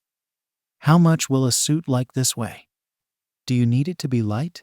Power Loader asked, instead of answering. He definitely knew what I wanted. As light as possible, I replied with a nod. I want to be able to fly despite wearing my costume. For reference, I can fly with this uniform of Yua. That won't be an issue at all. Does that cover all the quirk-based functionality of the costume? I frowned at the question. I think so. Is there a way to amplify my quirk within the costume? My quirk is air control. My range, when I really push myself, is the entire planet. But that requires concentration that I won't have in active battle. I can create tornadoes too, but again, the same issue. So, if there's a way to amplify my quirk without it affecting me, it'd be awesome. He was gaping at me in disbelief. I looked at him questioningly. What happened? He snapped out of his shock and shook his head. Nothing. Just surprised about the power of your quirk. Ah, yes. Don't worry though. That's the best of conditions, which is never the case in real world. There was a pregnant pause. Then Power Loader said, I think that can be done. But I will need some full body scans of you to make sure I get your quirk function right. He rifled through his drawer and then held out a yellow card. Take this to Principal Nezu and tell him I sent you. He will know what to do. Got it. I took the card from him and pocketed it. I was about to get up when I realized I forgot the most important thing of the costume. Oh yes, and I would like the costume to be based on black color. The pro hero sent me an amused glance. Black? It's my favorite, I exclaimed even as a smile pulled on my lips. I am particularly fond of neon green and black combo, but I accept any as long as it contrasts well with the black and has a sick design. Abstract designs are fine too. Power Loader laughed as he noted down that as well. Don't worry. Your costume should be ready as soon as you get me your scans. Now get going to the principal. Once I was done with the principal, I left the school. If the timetable was anything to go by, tomorrow would be the villain's attack. I wanted to be well rested to watch the fight of All Might versus Namu in all its glory. After all, how often could you say you got to watch an anime fight in real life? On the fated day, I went to Yua quite a bit earlier and knocked on the principal's door. What I was about to do was definitely and predominantly stupid, but hey, I had to find a way to deal with the stupidity I pulled in the previous chapter. The door opened to reveal the mouse in all his glory. Ah, Korai Haru, how can I help you? I stared at him for quite some time, unable to speak. While I did consider him to be a mouse primarily, the creepy mix of animals that he was made it difficult to stomach the fact that in this life, he was a real entity in front of me. Eventually, I shook my head to keep myself from distracting. Nezu-sensei, I needed to talk to you about something. Go ahead. Not so easily. What I want to tell you is something that I want only you to know. No one else must know, period. The mouse eyed me without any expression on his face. I was not prepared for it, but I actually felt nervous in his presence while he observed me like that. His quirk was not physically dangerous, but that damn rat could kill me with his brain and his ability to manipulate chances in his favor through sheer intelligence. At length, he nodded and pressed a button underneath his table. I heard some noises around me, but nothing changed visibly. Once the noises stopped, he gestured towards me. It must be pretty important if you're coming before school starts and are directly coming to me. I nodded and prepared to reveal myself. But before that, do you read manga? The pin-drop silence was ironically deafening. Was that the important thing you wanted to tell me? The principal finally asked, his voice betraying his disbelief. No, but it's necessary for me to know so I can explain in the right way. In that case, yes. I nodded again, then paused. Would it be best to be blunt? Perhaps. But I had to make sure he would believe me without me having to tell him everything. After another short while, I looked at him in the eye. Well then, I said, keeping my voice extremely serious. I must tell you that I got transmigrated here. If the previous silence had been pin drop, this one was from the quietest room in the world. Neither of us spoke, letting the words hang in the air. I didn't because I didn't want to unintentionally divulge information that could reduce my ability to predict things, although I suppose it was too late now to care. He didn't because I find that hard to believe. Korai-kun, he said finally. Are you hinting that you transmigrated into this life from a previous life? Where if I am deducing correctly, this world of quirks existed as a manga or something like that? I nodded, not daring to speak. I needed time to process his words. I find that hard to believe, he repeated again, a paw tapping against his desk. I hope this is not some joke you're making, Korai-kun. While I always make time to teach my students, I do not appreciate my time being wasted. Not in the morning when I am doing most of my work. I chuckled at the veiled threat in his words. Don't worry, Nezu. Do you want me to prove it to you? He eyed me again with those beady, knowing eyes of his boring into my very soul. I will give you one chance since you did say that you wanted only me to know. I nodded, readying myself. Taking a deep breath in, I said a few words. One for all. To say Nezu was thunderstruck would be an understatement, given the rigidity of his body structure. It was for barely a moment, but I could see I had made my point. You could have overheard it, Nezu replied slowly. All Might did mention you had practically figured out what had happened. I could see what he was implying. He was implying that I only figured it out because of that. Fine, I will play that game. I shook my head at him. I didn't overhear the name of the quirk, you see. But more important than even that, I grinned and lowered my voice to a whisper, watching his body language change, is the fact that All for One is still alive. You're not lying, the principal said finally, staring me straight in my eyes. While I still have my doubts regarding the exact information, I know for a fact that that name has been erased from public records completely. I also know you have no relatives that handle top secret info, so there could have been no way you could have known that unless… He leaned back to stare at the ceiling. What you are telling is true. I chuckled as the tension in the room receded.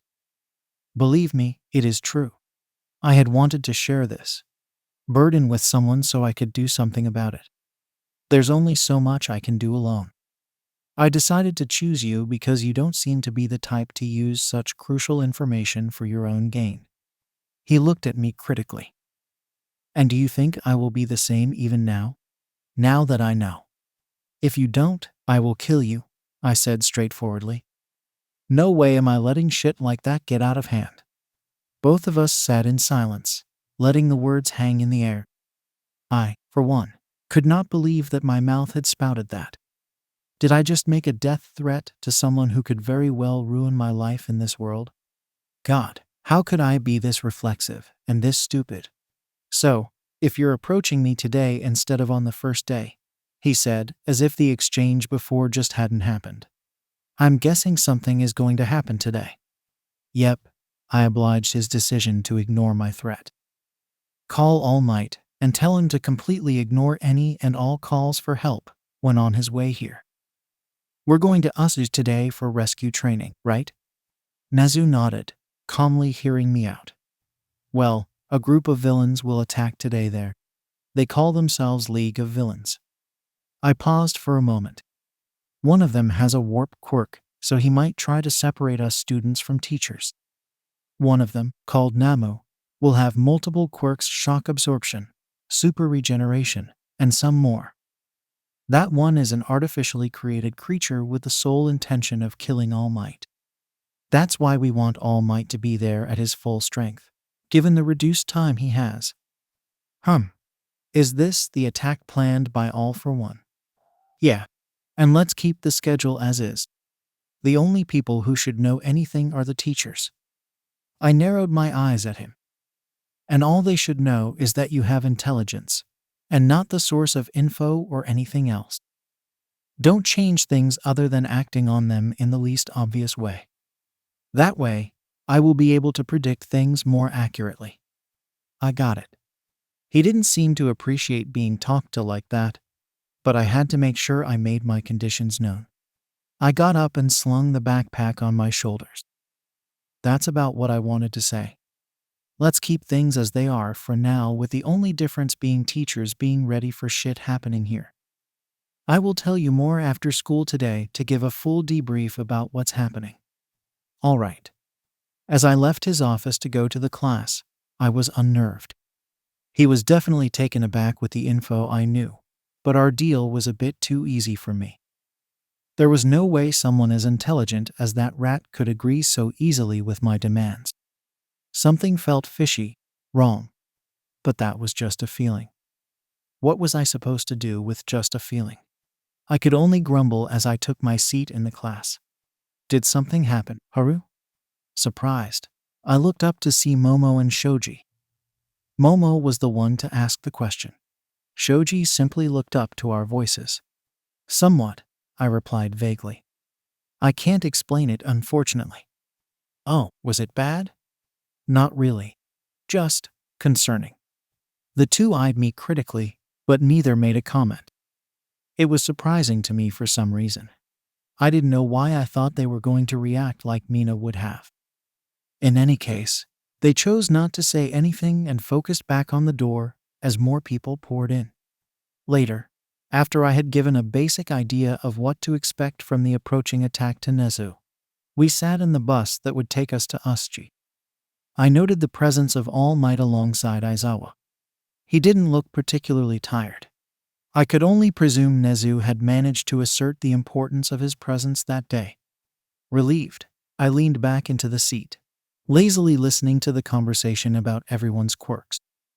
It was nothing new, but seeing it all happen in front of me was an extraordinary experience altogether. Some quirks, Kirishima's hardening for instance, deformed the body in ways that made me queasy, but overall, seeing it modify their bodies was something I would never be able to experience just from a manga or an anime. Stuff like this was a major reason why I found being incarnated in this world such a lot of fun. Haru. I glanced towards Asui, who had called me. It seemed like it brought everyone's focus onto us. Why? Was she about to point out something curious? Yes, I said, inclining my head in her direction. Your quirk controls air in some way, doesn't it? I blinked in surprise before I could stop myself. My action must have been obvious because Mina and Satu leaned in, excitement evident on their faces. What makes you think so? Because of the way the ball moved in the throwing test, she replied, as straightforwardly and evenly as a person could. It seemed obvious with the way it moved suddenly. She was an observant person, I decided. She pointed out the obvious, of course, but many would have thought that I was controlling the ball, not the air. I asked as much. And what makes you think that I am not controlling the ball? If you were, the moves of the ball wouldn't be so jerky. Fair enough. Wait, Kirishima cut in, looking between the two of us. That doesn't explain it. It does though, I said, cocking my head towards him. I guess, if you actually had the ability to control some object, Momo said as she thoughtfully glanced at us, you would have moved it way more smoothly. There wouldn't be any reason for you to move it the way you did. I pointed at her. That's it. Momo simply smiled. I smiled at everyone. They were all looking at me and raised an eyebrow. Well, with all that information, surely, someone must have figured out what my exact quirk is. Air control? Asui and Momo were the ones to answer. The others, although they didn't answer, seemed to have figured it out anyway. If they hadn't, they wouldn't have deserved to be a part of the top university's top class. At least, that's what I thought. I simply smiled in response. While 13 was explaining everything about the Asji, which, I must admit, was incredibly ridiculously gargantuan, I sneaked a glance at All Might and Aizawa. While there wasn't much to be seen as such, if I looked closely, both of them seemed tense, their senses alert. Yep, Nezu had been thorough all right. Now, the main issue was to see if my prediction would be right or not. Sure, I knew, but my presence could have very well changed things a lot. butterfly effect and stuff, you know? I was fairly sure, though, that I didn't have to worry about much just yet. I stood by the railing, staring down near the fountain where their appearance was going to be. There were no real disturbances even as I stared hard and felt with my quirk. 13 continued with his instructions, which I easily ignored. What I couldn't ignore was All Might's shout as he came to a stop beside me, dust flying at his feet. "Corey Shaunen, is something wrong?" he boomed. "You seem to not be paying attention." "Ah, nothing is wrong, All Might," I replied bashfully, suddenly finding myself the center of attention. I was still not used to it. I just had a bad feeling, so I couldn't focus. If my words made the teachers concerned, they didn't show it. But that fake mask could last only a second. The next moment, the air moved. I whipped my face downwards, as did the three pro heroes. And just like I had predicted, the black misty warpy substance appeared near the fountain, and Shigaraki, in all his creepy glory, walked out. Well, he only managed a step.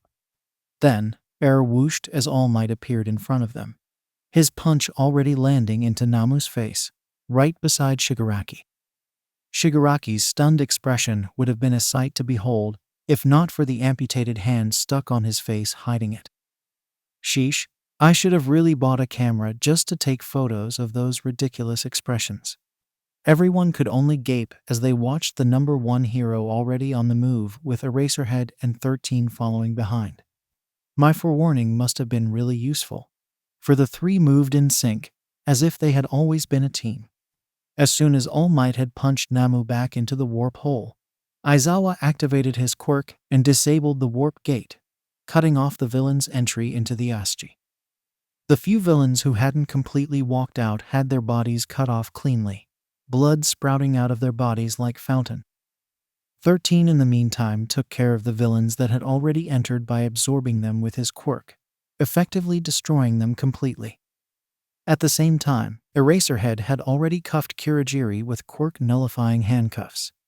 The entire process took less than a couple of minutes, rendering the attack useless. "What is this?" Shigaraki said when he finally understood everything that had happened.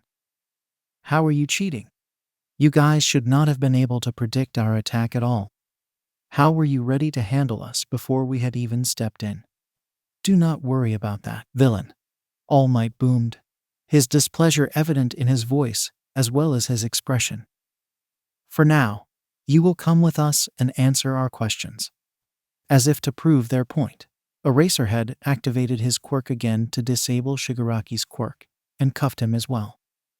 The moment that was done, the three pro heroes looked around.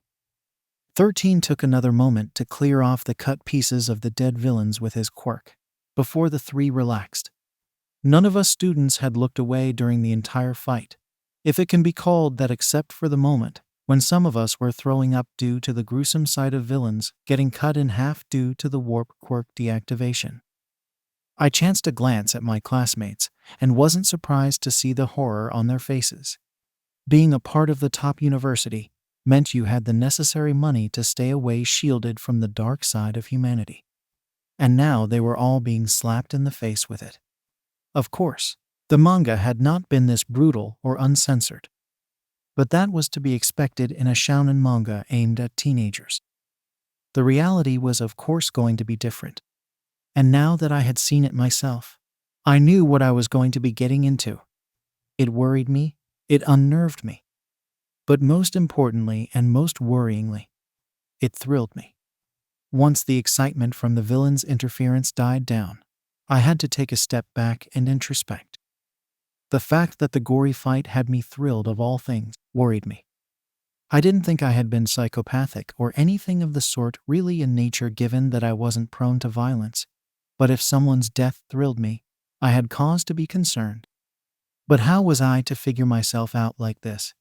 Before I could spend a long time introspecting myself, Aizawa came by, calling me. Curious, I went with him, only to find myself in presence of Nezu and All Might along with Aizawa. There were two possibilities given the situation. Either Nezu had already told them, or he planned to with my permission. I didn't want either, but hey, things don't always go your way. So, pacifying myself, I stood there in their presence. What happened? I asked, not letting my feelings slip into my voice. Nezu stared at me while the other two stood by his side, waiting for him to begin. At length, Nezu sighed like an actual sigh. I was surprised the rat bastard could actually sigh, and resumed his creepy staring. I can't believe I'm saying this, but there seems to be a real shred of truth to your words. The ones you told me this morning. What words? Aizawa asked, somehow managing to not project his curiosity despite the raised eyebrow I could see under his messy bed hair. Should I?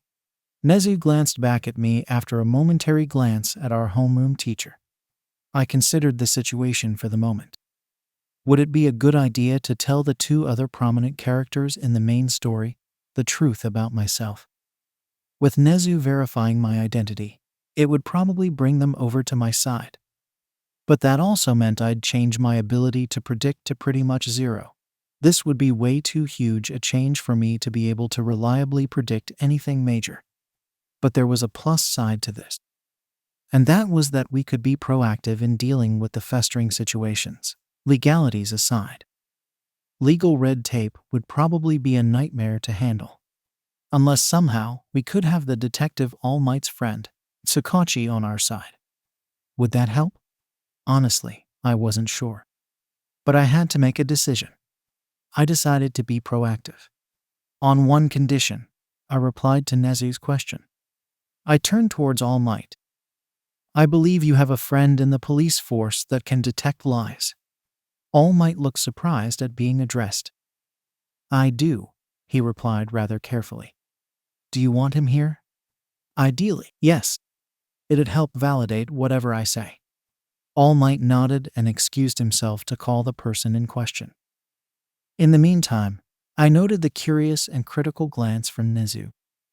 I thought you told me not to reveal the secret, so you could predict more accurately. That I did, I nodded, recalling our chat that morning. But I decided that being reactive like that put people's lives in danger. If we could be proactive and, of course, have the support of the police force, don't you think that would make it more effective? Nezu chuckled at my words, while Aizawa continued watching stoically. When I first noticed you, I thought you'd be more crazy about fame. I don't mean any offense. I didn't take you for an effective hero as much as a flamboyant one. I stared at him questioningly. Whatever made you think that? I don't recall ever being flashy in anything I did. You weren't, he agreed. But the way you worked leaving surprised audience behind you while smirking, that made me think you were going to be the type to not just let your work do the talking, but also talk about said work. I laughed. Believe me, I would do that. But that'd bring undue attention to myself. No thank you, especially when that man is alive. Before Aizawa could say anything about what I meant, All Might returned. He nodded while looking at me. Tsukachi said he and his sister would make time this weekend. He'll let me know when we can meet him. We are all welcome. I nodded back. Cool. Let's meet up then. I will tell everything all at once, so I don't have to repeat anything. All Might, let Tsukachi-san know we will want complete privacy. No one other than us must be there. That is an absolute must. I won't talk otherwise. If they were surprised by the forceful tone in my voice, they didn't let it show. They simply said it will be done, and that was that. I was plenty surprised that the meetup was set up this quickly. I could only wonder what Nezu had told All Might for him to be this swift with his decision-making. I had thought I'd be questioned why I knew All Might had a lie-detecting friend in the first place. But it all went extremely smoothly. Once again, I felt a bit unnerved, but pushed the feeling away. As I walked back, one last thing occurred to me. I turned back to them with a cheeky grin. Aizawa-sensei, I hope you don't trust the gate barriers as much as you did the last time I asked. That villain with his creepy hands. That one has a decay quirk. He used it during the media commotion and broke down those barriers. I burst out laughing at his expression and left before he could stop me, closing the door in the face of his scarf. The next day was a break, so that the police force could actually check the entire UA premises, which were, once again, huge. The day after that was the announcement of the sports festival. Pretty much the usual schedule. In the meantime, I spent time building rapport with Momo, Mina, Uraraka, Kirishima, Ida, Shoji, Ajiro, and of course, our dear Baku-chan. He wasn't pleased. At all. So much so that Momo approached me privately after one of his usual blow-ups. "Must you always include him?" she asked as she matched pace with me on our way to the UA gate. "He doesn't even appreciate it, let alone actually join us." I laughed at her words. "I know. I do it on purpose. It's not my problem he's got anger issues." The statement made me pause for a moment in thought. I stopped and glanced at Momo. "Do you think his quirk affects him like that?" Momo hummed as she mulled over my question. At length, she answered, "It could. There are quirks that permanently change you like a sui-sans. Therefore, there definitely could be quirks that affect you internally." I hummed and hawed at her words before nodding. "The best way to know," I said, a grin making its way on my face, "is to ask the right person." When she stared at me curiously, I shook my head and pointed at our main character, who was approaching us alongside his love interest and his best male friend other than me. "Oi, Izuya," I shouted, making Momo jump. Izuku jumped too. He then waved back weakly at me while I chuckled. "Don't shout so suddenly like that," Momo muttered under her breath. I shrugged at her. "I did warn you. Didn't I point at Izuku before shouting?" "That's not a warning. It's the only warning you are likely to get if the villain is stupid," I said in what everyone had come to call the teacher tone. "Most good villains are like ninja." As I spoke, I wondered if she got the couple of references I made. I mean, it's not like other manga don't exist. The only one that doesn't exist in this world is the MHA manga, which is understandable. But other manga do exist. "What is it?" Izuku asked as he approached us. "And did you have to shout like that?" "You were far." "Not that far." At his retort, Momo looked at me pointedly, as if to say I told you so. I had to wonder for a moment why she looked at me like that, but I didn't care enough to really ponder. I just shrugged to myself and forgot about it. "I had a question, we had a question," I swiftly corrected myself. "Do you think Bakugo's shitty personality is because of his quirk?" Izuku muttered something under his breath that sounded suspiciously close to "do you have to put it like that?" but decided not to say it out loud. Instead, he looked away, feeling rather embarrassed. "Whatever for?" I wondered. "I don't think it's his quirk," Izuku replied eventually, "so much as it is his upbringing. His mother was loud. Is loud. Always has been. I think he got it from her since his father is actually really nice and mellow." "Ah, I see." It was obvious that Izuku was uncomfortable talking about it. For once, I decided to let him be. Talking about Bakugo in anything but positive tone was pretty much impossible for him. I was yet to break him out of that habit. It would be better if he broke out of it sooner, rather than later when Bakugo also learned about All Might's secret. But that wasn't my priority for the time being. I changed the topic. "So, what are your plans for the festival?" I asked the group. "I haven't yet thought about it, but I plan to when I get home," Momo replied, much to my surprise. My surprise must have been evident, for she gave me a look. "What?" I shook my head at her. And here I thought, you had already planned something. "I mean, I know what I want to do, but I can't exactly plan anything without knowing what sort of opponent I would be against," she said sensibly. "My quirk uses my fat, so I have to be very efficient with the way I use it. I can't use it infinitely the way you or Midoriya-san or Asui-san can. Still, seeing as you have never really lost any noticeable amount of weight when using your quirk, you must be pretty efficient with it to begin with," I observed aloud. I doubt a cannon's worth of energy can be stored in a human body. You could be genuinely creative and could produce quite literally anything. I sent her a meaningful look. Yours is a dangerous quirk, and I don't mean economically. Uraraka shuddered at my ominous words, while Momo looked embarrassed. Izuku bumped me lightly on my arm. You don't need to sound so ominous. I'm not trying to, I protested half-heartedly. It's just an observation. Sure is an ominous one, Izuku replied with a chuckle. Hey! My exclamation only served to make others laugh. I gave up and joined them. As we made our way out, I noticed the look students from other classes were giving us. Nowhere near as curious or hostile as it was in the original manga. Perhaps because the villain attack was successfully foiled by the heroes this time around.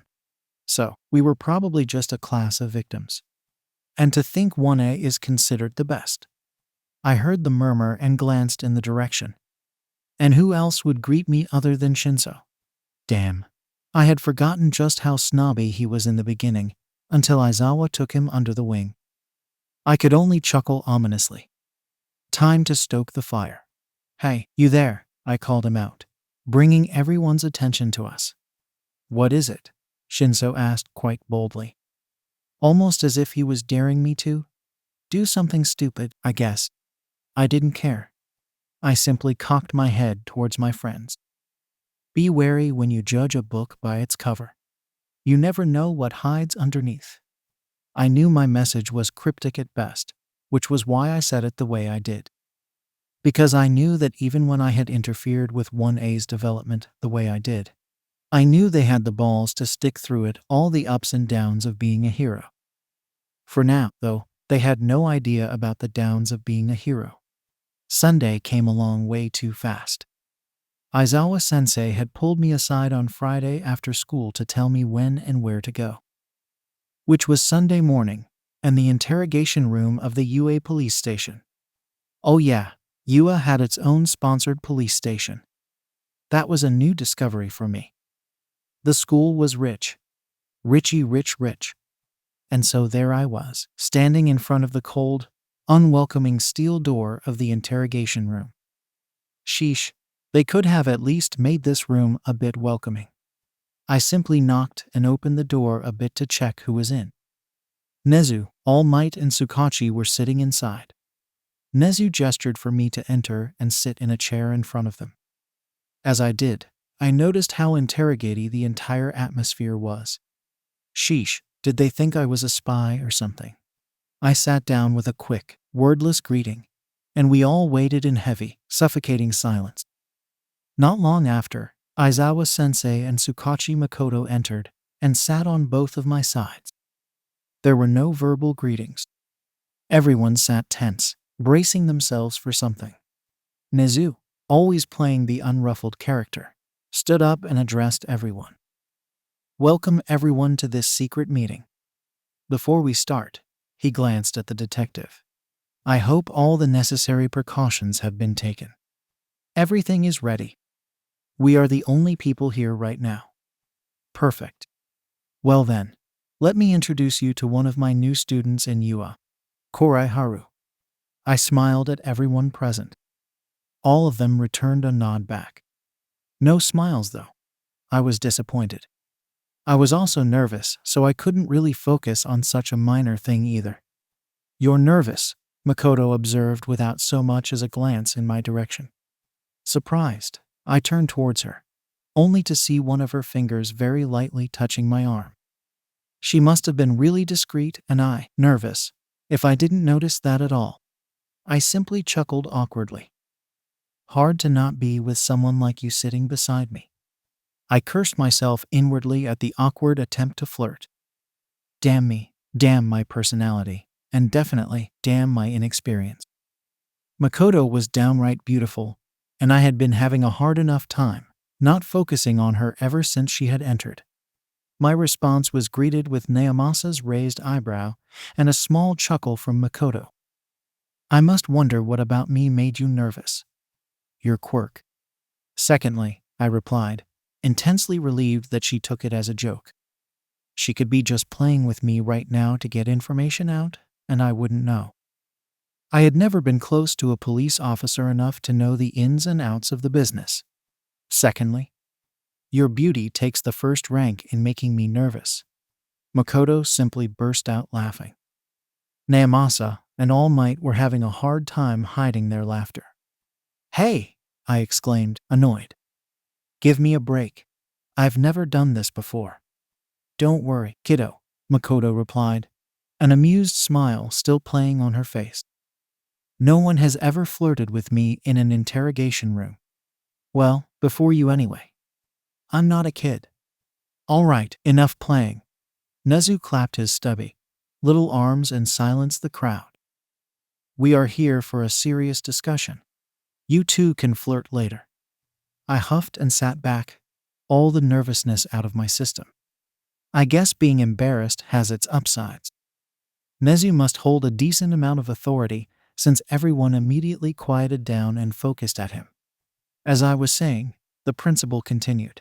This is Korai Haru. On the day of the attack, he approached me in the morning before class, asking to talk to me privately about something that he thought only I should know. He paused dramatically. He asked me if I read manga. I rolled my eyes at his dramatic speech. He was definitely trying to get a reaction out of these professionals. If he managed to, I'd be surprised. Quite in line with my expectations, the only thing he received were a few raised eyebrows. And, All Might prompted. What he basically said can be summarized in a sentence. The mouse continued. For him, this world is a manga from his world. Is this the reason you had us make time for this discussion? Makoto scoffed as she leaned back and crossed her arms. And there seems to be a shred of truth to his words to me back then. Nezu continued as if she hadn't spoken at all. He was the one who warned me up front about the villain's attack a few days ago. I had stressed to All Might to conserve his energy on that day, no matter how much he heard calls for help. Is that right, All Might? Right. And you think that's enough to believe him? Makoto noted sarcastically. Makoto, you have a point, but the fact remains that he did know. He could be a spy for all we know, Naomasa said thoughtfully, his detectiveness shining through. Did you forget I'm sitting right here? I intoned as I listened to them speak. There's not much you can do with 5 of us here, Aizawa intoned in just as flat a voice as I had. I gave him a flat look. And you already forgot what I can do with my quirk. I don't have quirk nullifying cuffs on me, you know? I could erase your quirk before you could activate it. And you wouldn't know that if I already had my quirk activated, would you? He had no comeback on that one. He just grunted and sat back, letting his scarf flutter threateningly. I simply smirked before turning back to the discussion at hand, only to see them all sitting somewhat tensely. I stared at them questioningly. What happened? Korai Shounen, All Might said tentatively. You do realize that what you said could be misconstrued as threatening, don't you? Ah. I had completely forgotten about that. Anyway, Nezu said, effectively cutting off any possible discussion on that topic. There is a good reason why we are having this meeting. It is to validate Haru's claims. We are going to be discussing what he knows in depth. Makoto, here, will be ensuring he's not lying. Naomasa too. Aizawa is here to ensure he doesn't use his quirk needlessly. Oh, so there was some thought behind the choice of people present. I had thought it was just a random coincidence that some of the major characters were present. Sheesh. Could you stop treating me like a criminal? I protested in annoyance. If I wanted to be one, I'd have used my knowledge to destroy you already. Why do you think I approached you first, Nezu? I know, but precautions and policies exist, the mouse replied, a glint in his eyes that sent shivers down my spine. It surprised me how scary the mouse could look despite his stubbornness. This time, everyone meant business. Makoto grabbed my wrist, and everyone else squared up as Nezu finally turned towards me fully. Well then, Haru-kun, Let's have a nice, long chat. I could only shiver in nervousness as everyone looked me in the eye, and Nezu sat down. This was going to be a really long discussion. You know, Naomasa said as he sat back in his chair, having paced around for quite some time. Despite how utterly ridiculous it sounds, most, if not all, of the things Haru has said fit in perfectly given our current situation. I can't believe there'd be a time in my life I'd doubt my quirk. Makoto grumbled as she stared at the notes her brother had made on a whiteboard they had borrowed for the time. Really? This Midoriya Izuku is All Might's successor. All for One is alive. Not just that, but that he will attack heroes in the Kamino Ward and put Best Jeanist out of commission. All Might's real form will be revealed.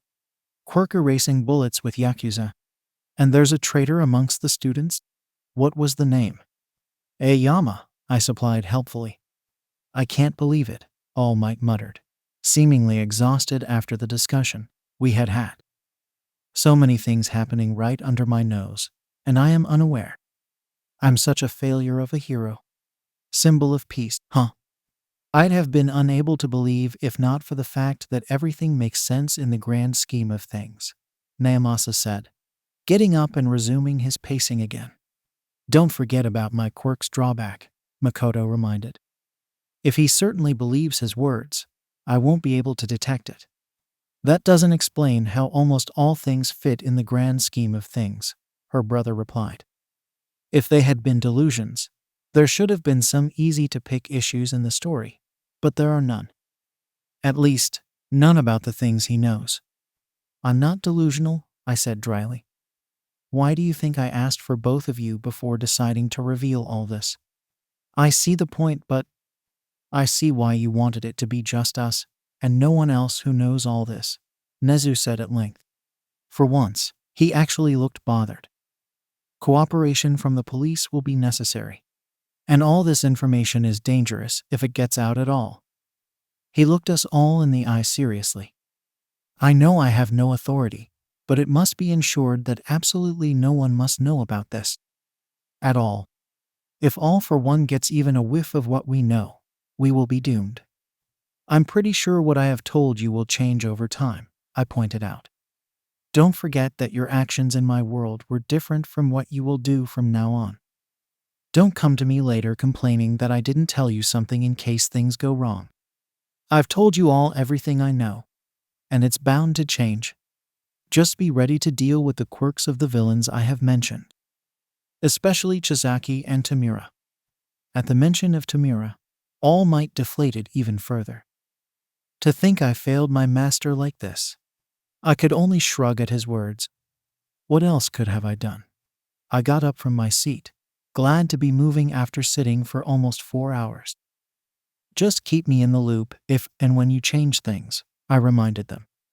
More than anything, if you mitigate all the upcoming fights, don't forget that it will slow the new students' progress drastically, and they won't be able to or have the drive to improve themselves quickly. There has to be some balance between both. Easier said than done, Nezu said. It's one thing when we did not know. It's another when we know and still let it happen. I simply smiled at him.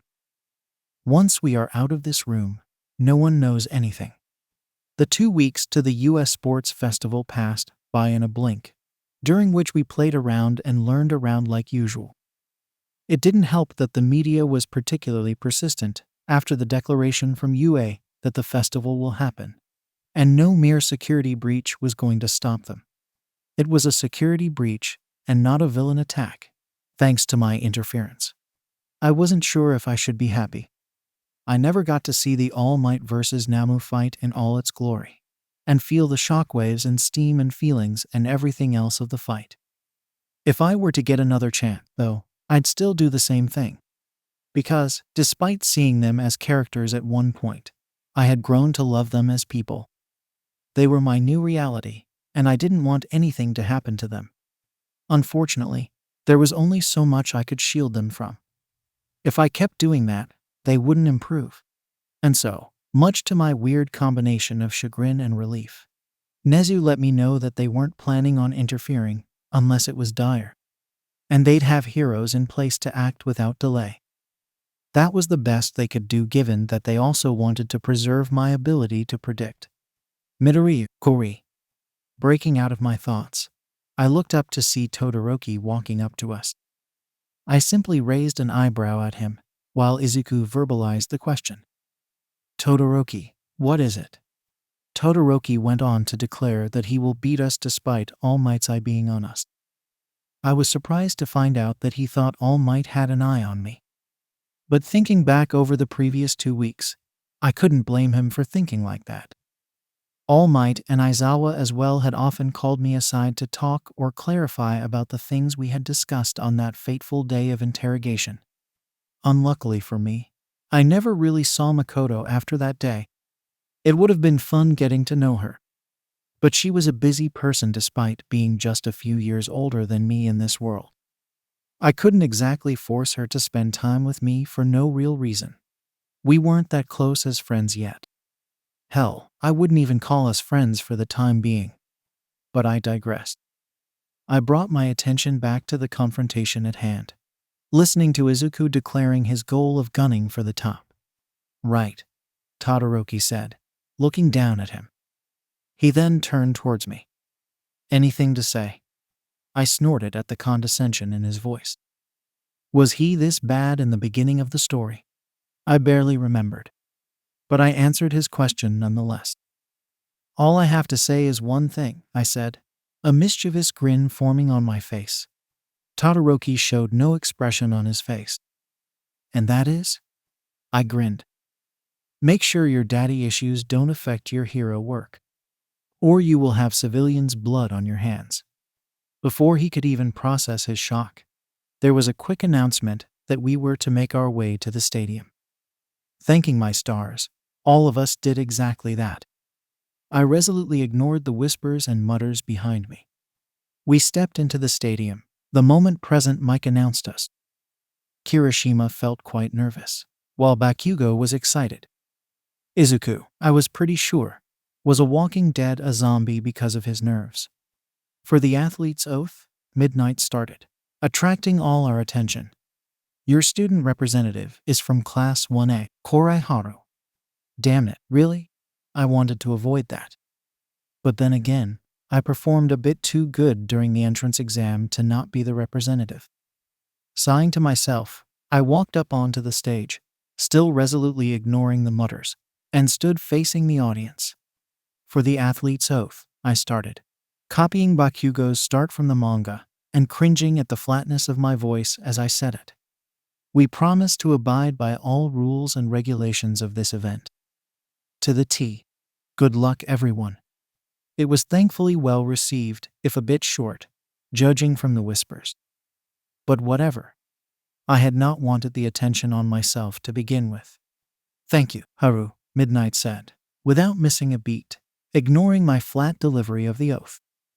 Now, without any delay, let's get the first event started. The qualifiers this year for the first years is obstacle course race. I could only barely hold back my sigh. A sigh of relief. So, it was the same after all. It saved me a hell lot of trouble. Or at least that was what I had been thinking until Midnight said, don't do anything off course.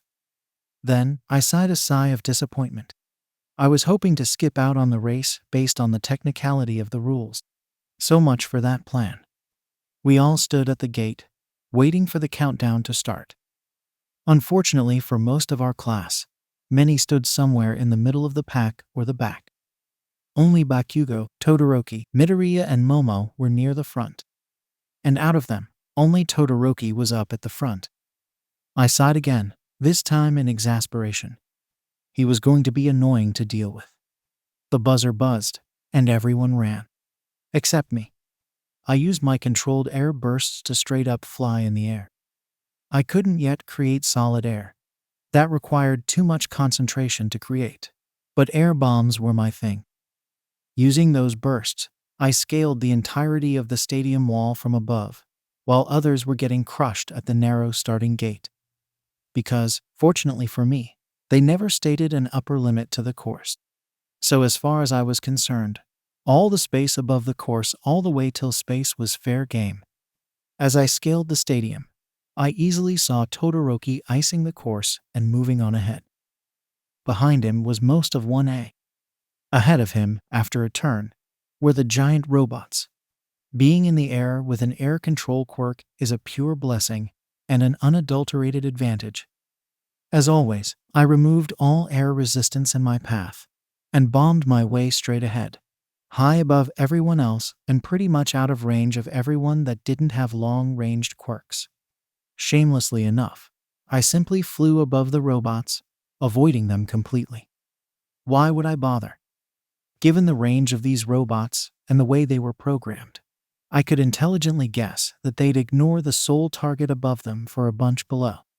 And that's exactly what happened. I continued on like that, and simply avoided all the obstacles completely. Talk about underwhelming. The only thing threatening my lead would be my speed, since I didn't want to hurt myself. If I didn't care about that, I was fairly sure my dead body would have had minutes worth of lead over everyone else, including Todoroki. As it was, I ended up second behind Izuku. Mofo passed me just seconds before I crossed the finish line myself. He sure got lucky there. But well, I wasn't particularly annoyed about it. I avoided getting 10 million points on myself. Of course, I was assuming it'd be the same test for the next round. Analyze the past data and all. I was right after all. Cavalry battle was next with Izuku having 10 million points. It happened like it had just like usual. Izuku was avoided. He found Uraraka and Hatsune and Tokoyami. And teams were slowly forming like they had. The only difference this time around was that because the villain's attack had been unsuccessful and had been dealt with swiftly, there was no real antagonization of other classes towards 1A. And that meant no Monoma bullshit. I was saddened by that development. But I was going to make sure that his insanity got revealed somehow. MHA without Monoma bullshit? Please, that can't exist. Presently, though, team formation was necessary. I sought out Momo for her versatile quirk first. Thankfully, I was fast enough that Todoroki couldn't get her. Next, I sought out Kendo Itsuka. Monoma came along with her as a free package. That formed our team of 4. I was curious as to how that'd affect Todoroki's teaming strategy. Surprisingly enough, it wasn't hard to convince the pair from 1B. Because of the non-existence of any enmity, both of them were fairly agreeable, if a bit wary when I invited them. I could see the question mark on Momo's face. Once we were gathered, the 3 looked at me for an explanation. I held my hands up. Don't look at me like that. I chose you 3 based on what I found out about your quirks. All 3 looked surprised. Itsuka, the beauty, looked even warier now. You know about our quirks. I shrugged. Yua prides itself on its transparency. Can you fault me? Wah. Their confused looks made me sigh. Really, couldn't they have explored their school's website a bit more? Yua proudly proclaimed its new students as up-and-coming heroes there. I wanted to explain more, but given the limited time, I decided to talk with them about it later. For the moment, I shook my head and refocused my attention on the cavalry battle. So, now, let me explain my strategy to you, I said, getting their attention onto the task at hand. I nodded at Momo. Yours is the most versatile quirk. I want you to keep an eye around us and see what item you can make on the go to make it difficult for enemies. Same with Monoma with his copy quirk. How do you know what my exact quirk is? I stared at him in annoyance. I will tell you later. Just make sure to copy Momo's quirk in intervals. I am fairly sure your quirk must have a time limit. Otherwise, it would be way too overpowered. Wah. I ignored him in favor of addressing Itsuka. You will be the front horse for us. With your quirk, it will be quite easy to handle most, if not all, physical quirks like Kirishima's or Tetsu's.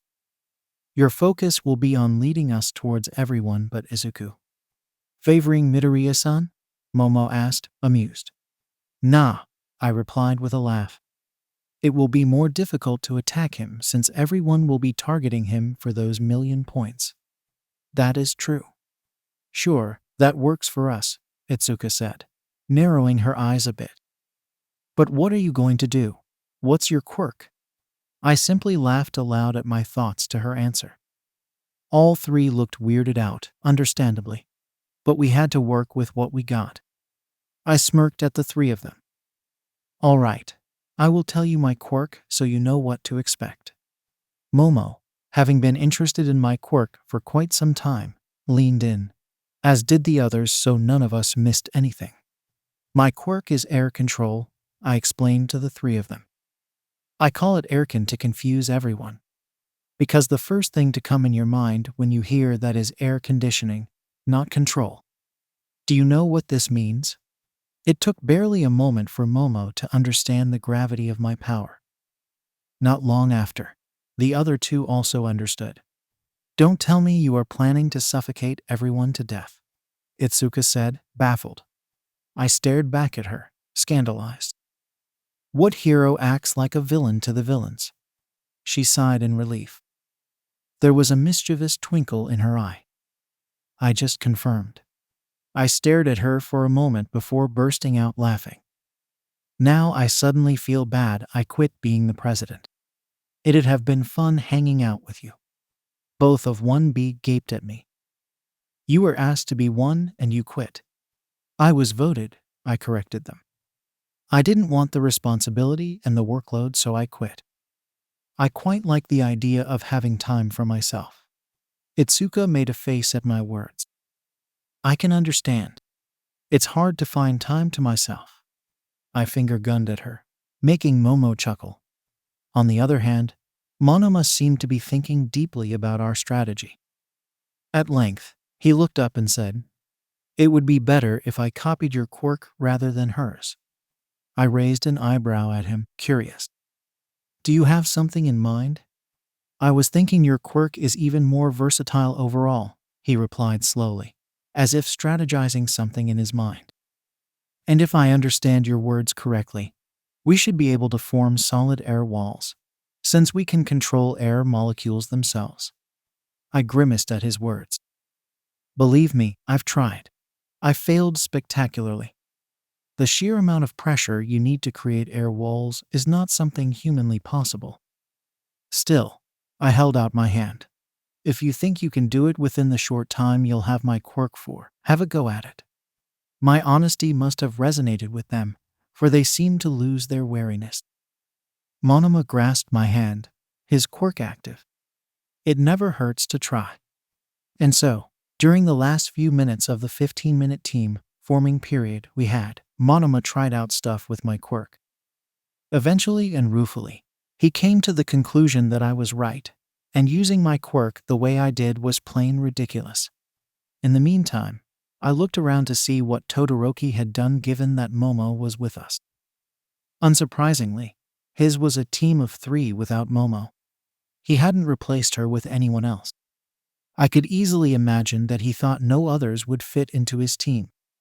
I could also imagine he never checked for 1B's quirks. Well, sucks for him. No way was I giving up the chance to win this round and make friends with yet another beauty. Really sucks for him. The bell rang, and the madness started. Just like I predicted, everyone gunned for Izuku. My horses understood the significance of why I wanted to avoid Izuku when they saw the mass of bodies ganging up on him. I grinned as I held my hand out towards Monoma. You know what to do. Monoma responded by copying my quirk. Moments later, a huge gust of wind came from the bottom of the stadium and completely ripped apart all the headbands, sending them flying into the air. Everyone gaped in disbelief as the headbands got shuffled in the breeze and went all over the place. I heard a lot of curses around us as we ran like madmen in the direction Monoma had thrown the headbands in. As we ran, I chuckled lightly. I'm glad we have this uniform, girls, I said to the 2 girls carrying me. This would have been a terrible strategy if skirts were also a part of the girls' uniform, considering how hard they were running with me as their rider. The only response I got was an ultra-hard squeeze to my thighs. Itsuka continued being the amazing lead horse. She was by literally slapping away teams with her quirk and throwing them out of our way. Same with Momo and Monoma, who had copied Momo's quirk already. No one could touch us for the most part. Some quirks were dangerous like Mina's, but we chose to avoid them instead of defend against them. That said, if necessary, I had 2 Momos in my team. Initially, we had thought it would be easier to collect all the headbands and then focus on running. But now that we were actually trying to execute the idea, I came to the conclusion that it would be more difficult. So, I took a call. "All right, guys, change of plans," I muttered as I saw half the bands being snatched again. "We will keep the headbands out of everyone's reach with my quirk. We will strike at the end." As I said that, I acted, throwing another gust of wind at everyone, this time from the side. While many held on to the newly acquired headbands, many couldn't, and once again, a bunch of them were floating free in the wind. Only for a second. I followed through with another breeze, and literally sent the headbands high up in the air, hundreds of meters above the stadium. Another gust, another 100 meters. Then I paused and glanced around to make a judgment for my next move. Most disappointingly, almost everyone refocused on the meager number of bands available near the ground that some teams had held on to. Some, like Bakugo, were glaring at me as if I had just ruined their favorite food by peeing in it in front of them. Still others were confused about what was happening. I had no idea why Bakugo decided to glare at me. I mean, yes, this gust was my work, but the first one was Monoma. I was most definitely not the reason for the first gust. Monoma must have copied my quirk somehow. I chuckled at my thoughts for a moment before addressing my team. "All right, guys, here's the deal. For now, I will be able to keep those bands out of everyone's reach. And since we have no band, no one will come to us. Let's take some time to rest and recuperate while we wait for the time to run out." I paused for a moment. "Bakugo is the only exception," I added rather begrudgingly. "He can blast his way up to those bands, and I'm not sure I will be able to keep the 10 million band out of his hands." As if he had just heard me, Bakugo launched himself in the direction of the floating headbands, intent on getting his hands on a few. I could only groan in annoyance. "You totally jinxed it," Itsuka said with a suppressed chuckle. "I only wanted to warn you all." "Well then, how are we dealing with Bakugo?" A beat passed. Then I laughed. "I guess it's time to send him on a wild goose chase." And that's exactly what I did. As soon as I thought Bakugo was dangerously close, a gust of wind moved all the bands out of his reach. Said gust was strong enough that the bands had moved out of harm's way in record time, and weak enough that it didn't bring Bakugo along. That said, I was fairly sure it would take only so long before Bakugo would come up with some way to deal with that stupidity. I wasn't sure how long I was going to hold out against that animalistic strategy side of his brain. Well, only time would tell. Time did indeed tell.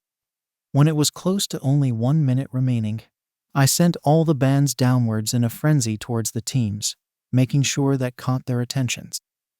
As soon as they did, I continued moving the bands along until the last few seconds when I collected them and wore them onto my neck just as the buzzer sounded.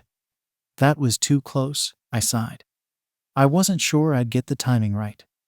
That was incredible. "Haru," Itsuka breathed in disbelief as she watched our team's rank shoot up like nobody's business. "I'm really surprised that you did manage to save those bands from burning away at Bakugo's hands. Believe me, even I am surprised," I replied with a chuckle as I jumped down from my horses. It wasn't easy controlling those bands.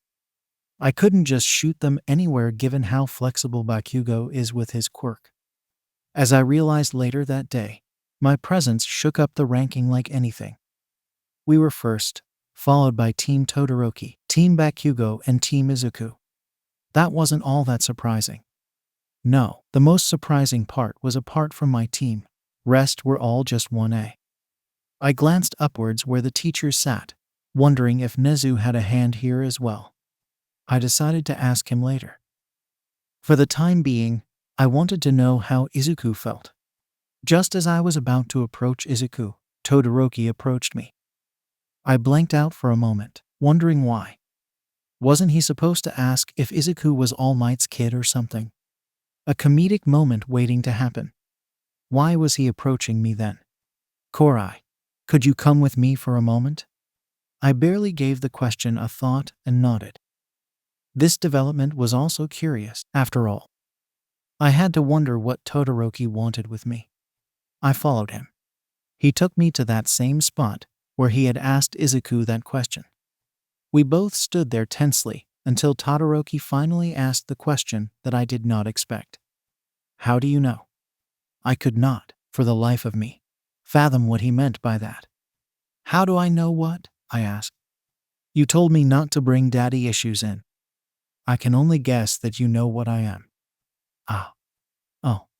I sighed, unable to believe what I had brought on to myself. After a few moments of consideration, I decided to take this bull by its horns. Looking up, I tried to look as nonchalant as possible. Yeah, Quirk marriage, right? So, you do know. The anger in his voice was palpable. How did you figure it out? I shrugged, not intent on answering the question. I have my sources, I said, hoping he wouldn't ask. For a moment, he did look like he wanted to fight my statement and ask, but after a moment, he simply looked away for a moment. Fine, but if you know, you probably also know that Endeavor created me simply for his greed for power. And that's why I will never use his power. I gave him a tired look. And I should care? Why? Because I will crush you. Don't worry. I will give up if I face you. You will be able to win just fine. If he seemed even remotely amused by my statement, he didn't show it. He simply left with a nod, as if to say that was that. I stared after his retreating figure, thoughts rolling around in my head, wondering if I should really act in his favor at any time or leave it to Izuku. A few moments of hard thinking told me there was no point getting involved in his issues. I was not the main character, so I didn't have those Mick tendencies to begin with. I did not intend to develop them either. Leave it to Izuku. That's what I decided. A lunch break and a Minta prank later, we stood by midnight, waiting to draw lots. I would never tell Minta, but this was one prank I appreciated. Momos were awesome, even though I never got a peek really. Clothed bounciness should also be a trait in real life.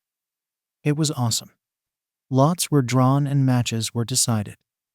I didn't remember the matchups in the original timeline for the most part, so I wasn't sure what to make of them. What I did know was that I had been matched up against Shinso instead of Midoriya. Damn it. I glanced behind me just in time to make eye contact with Shinso. A nod of acknowledgement was exchanged, and that was that. As I turned back, I felt glad to have interfered and not let the League of Villains Asti attack happen. The lack of animosity was beautiful.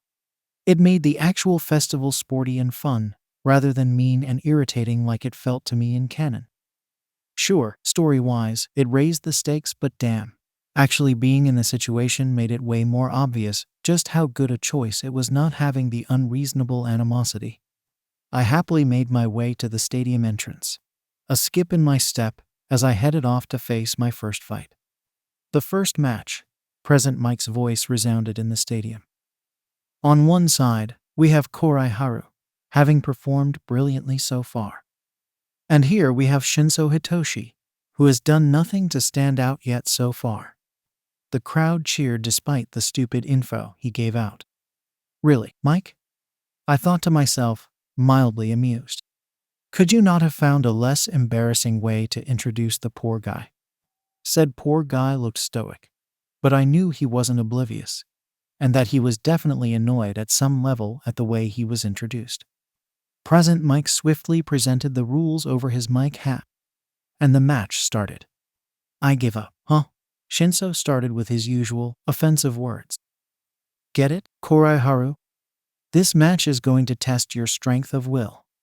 I tuned out his rambling, carelessly looking around and observing the crowd.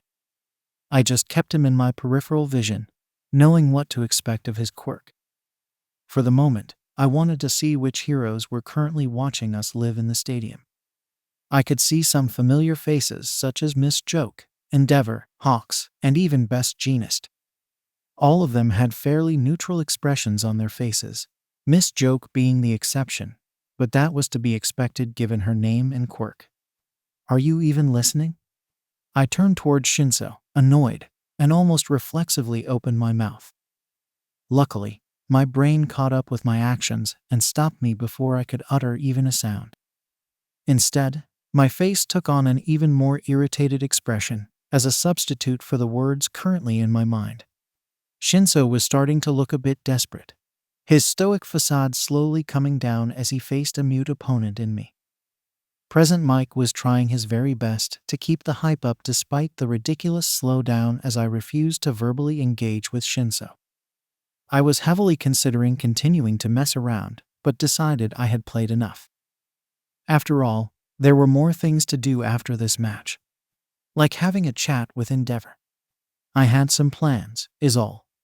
And so, wordlessly, I started walking towards Shinso, who was still trying to get me angry by using offensive language, trying to hit at my pride, my ego, or whatever. Unfortunately for him, I was well aware of his quirk and could handle him just fine. Given the fact that he did not look like he worked out, and I did work out, it was pretty easy for me to just land a punch on him and force him to take steps back.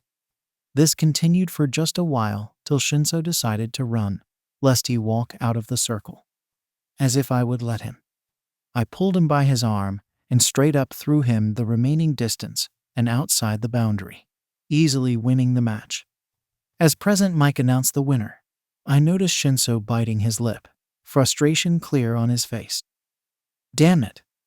For a moment, I wanted to do the same as before and leave Shinso to Izuku, but then decided that Shinso, and in turn, the world would benefit if he changed his mindset sooner. So, I squatted and held out an arm towards him. What's got you frustrated? I asked, letting curiosity slip into my voice. It's nothing, Shinso replied, not attempting to even reach out to my arm. I gave him a flat look. Yeah, right. And I'm stupid. As if someone blessed with a good quirk like you'd understand. Did I use my quirk? Huh?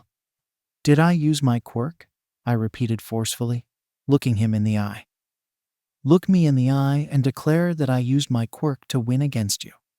There was a tense moment until Shinso looked away. You didn't, he conceded. But that doesn't mean anything when you have such a good quirk. I forced his head my way, making eye contact with him and cutting his rant off. Let me let you in on a secret, Shinso, I said, a small grin on my face. Izuku didn't even get his quirk until a few months ago. Can you imagine the hell his life must have been? He didn't answer. You had a quirk that you could use to force bullies away from you. But Izuku couldn't do anything. Not even now when he has awoken a quirk.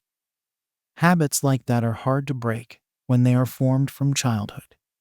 What's your point? He spat as venomously as he could, which was nothing. In fact, he seemed to have given up hope to join the hero course. I simply smiled, letting his face go. All I'm saying that the way you look at it is all wrong. No one said you had to be hero course. In fact, I'd say your quirk is perfect when it comes to interrogation. You'd be amazing in the police interrogation department. Your quirk is awesome in the sense that you don't need to fight anyone. Villains are pretty loud and verbal to being with, generally speaking, so just one little push of a button from you would mean bang. The villain will follow your every word. Don't you think that's straight up awesome? Even All Might has to fight and shed blood. You'd win battles for the good side without so much as a scratch to either side. That makes your quirk game-changing. I paused, letting my speech peter out. Shinso looked like he had had an epiphany during my speech. Anyway, I said, holding out my arm again. I'm sure you'll find good uses of your quirks. Yua will give you immense support once you figure out how to use your quirk effectively. Stating negative things to rile up your opponents is good, but it's not effective, and it ruins your chances if the opponent chooses to be mute. You need to have backup plans in place for such things. Like they say, a hero is always prepared. After helping Shinso up, I left the stadium without looking back. There were some things I needed to do after all. Time to seek out Endeavor. I found Endeavor and Todoroki talking in the corridor. Or well, at the end of their talk, as Endeavor declared that Todoroki will reach his limit soon. I could only roll my eyes at his words. Then again, someone as blinded by power and greed as him would not be able to see things my way easily. It was going to be a ton of work, and I was fairly sure I wouldn't be successful. But hey, Todoroki did nothing to deserve such harsh words from his father. As someone who accidentally happened upon them and overheard their talk, it was my right to make a decent move in Todoroki's favor.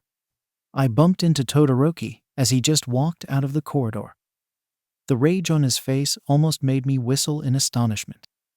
Living with that much hatred must be mind-numbing. And Sasuke-ish. Definitely not the best way to live or think given how poisonous it can turn one into. Or obsessive. I made a deliberate action of looking towards Endeavor, who was observing us critically. Mischief made its way in my actions, and I grinned at the ablaze hero. Yo. Endeavor grunted in irritation as he straightened up from his leaning posture against the wall. I hope you do better than that run, Shoto. You might just have to use your fire. Oi. I called in annoyance before Todoroki could get a word in edgewise. I did nothing for you to call me a runt. Endeavor simply HM-fed and turned around, not even bothering to reply. I glared at his retreating figure, considering how to make him stop.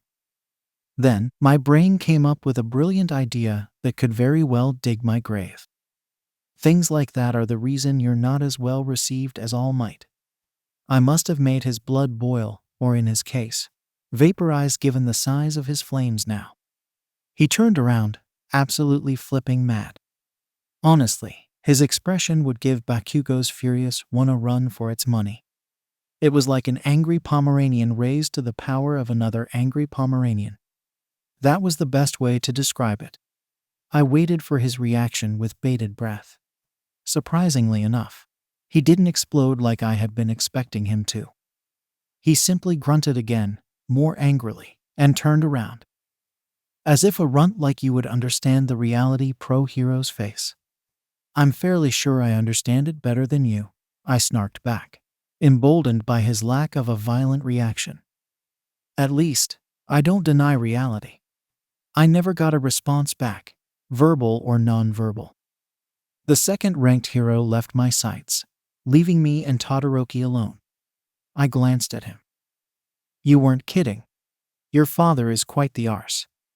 Todoroki's expression mellowed slightly, but that was all I got from him.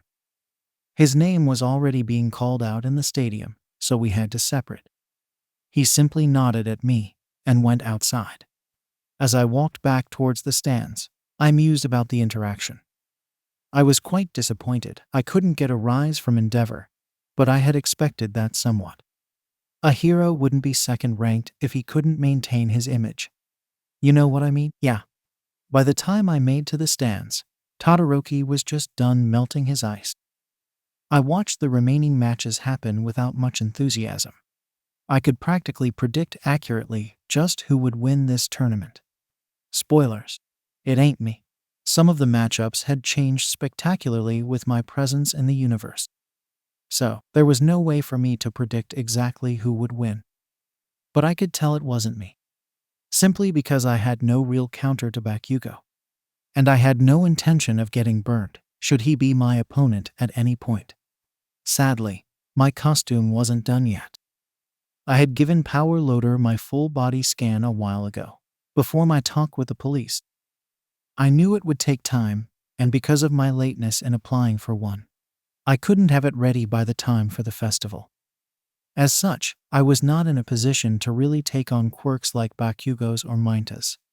And so, I watched as Todoroki, Takoyami, Itsuka, Bakugo, Izuku, Mei, and Monoma of all people won.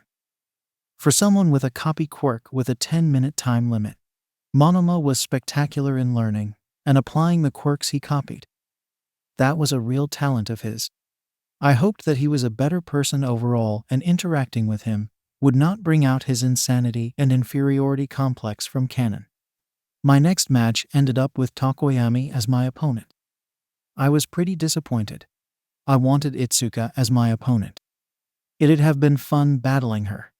My wish to get close to her had nothing to do with my feelings at all. You are mistaken if you think so. And keep your mind out of the gutter. She does people these days. Thus, I stood there against the bird head, wondering how I'd deal with him. Sure, Dark Shadow wasn't as powerful in the bright light as it was in the dark, but that meant nothing when it could just very well push me outside the ring with its speed. I didn't want to use anything lethal against Takoyami, even if healing quirks were a thing. It was not a pleasant experience having air ripped out of your lungs. I had tried it once on myself, and done it much more slowly than I'd normally go against a villain, and let me tell you, it was not fun feeling my lung getting crushed from outside in. I had to stay in the hospital for literal months, with the doctors making sure I was not using my quirk, and that my lungs were healing correctly. That was the first and last time I used my quirk lethally. Sure, I continued practicing so I wouldn't lose my edge, but it was against non-living things. I had since kept my lethal moveset locked up inside my brain, and only chose to use suffocation as a method to win, because it left no mark and no lasting damage as long as I was aware of how long I was suffocating my target. That, unfortunately, wouldn't work against Dark Shadow, which was basically a personified quirk. It didn't breathe, so it couldn't be suffocated. So, I had to be more violent in some way, and make sure it didn't affect Takoyami. As far as I was aware, damage sustained by Dark Shadow did not transfer to Takoyami when it was returned, so I had that much leeway. But still, no concrete plan. I guess I was just going to have to wing it. Get it? Wing it. I chuckled to myself as I waited for midnight to announce the start of the match. I was going to have to think of a plan on the fly. All right, I will stop with the puns. But you will hear me grumble about humorless readers. Midnight signaled the start and Takoyami responded by launching Dark Shadow at me. No time to respond, eh? I thought as I reflexively jumped to the side. It was in vain. Dark Shadow was a sentient quirk. It was going to be a homing attack, so simple dodging was useless. I could only scream in disbelief as I was caught unawares and Dark Shadow straight up picked me up and threw me away basically outside the ring. I did the only thing I always had done so far in UA. Created a huge compressed air bomb at where I presumed my landing was and let it explode. The resulting shockwaves slapped me right back just inside the ring. I immediately got up and ran, and not a moment too soon as Dark Shadow whizzed by where I had been sitting. Holy shit! Was the only thought in my mind at that moment. I severely underestimated Takoyami's quirk. It's insanely flexible and responsive. Ha! Not bad, I heard Takoyami say. Not many can escape my dark abyss. No kidding, I exclaimed back, quite grateful. His words helped me focus back on to the main issue with this fight. I had to find a way to push Takoyami himself out, or force a way to weaken or strengthen his quirk. Strengthen and force it out of his control. As I dodged Dark Shadow continually and forced my brain to run a mile a minute, I recalled a few physics lectures from my middle school about total internal reflection. If I were to make air higher up in the stadium unnaturally dense, I could potentially reduce the incoming light.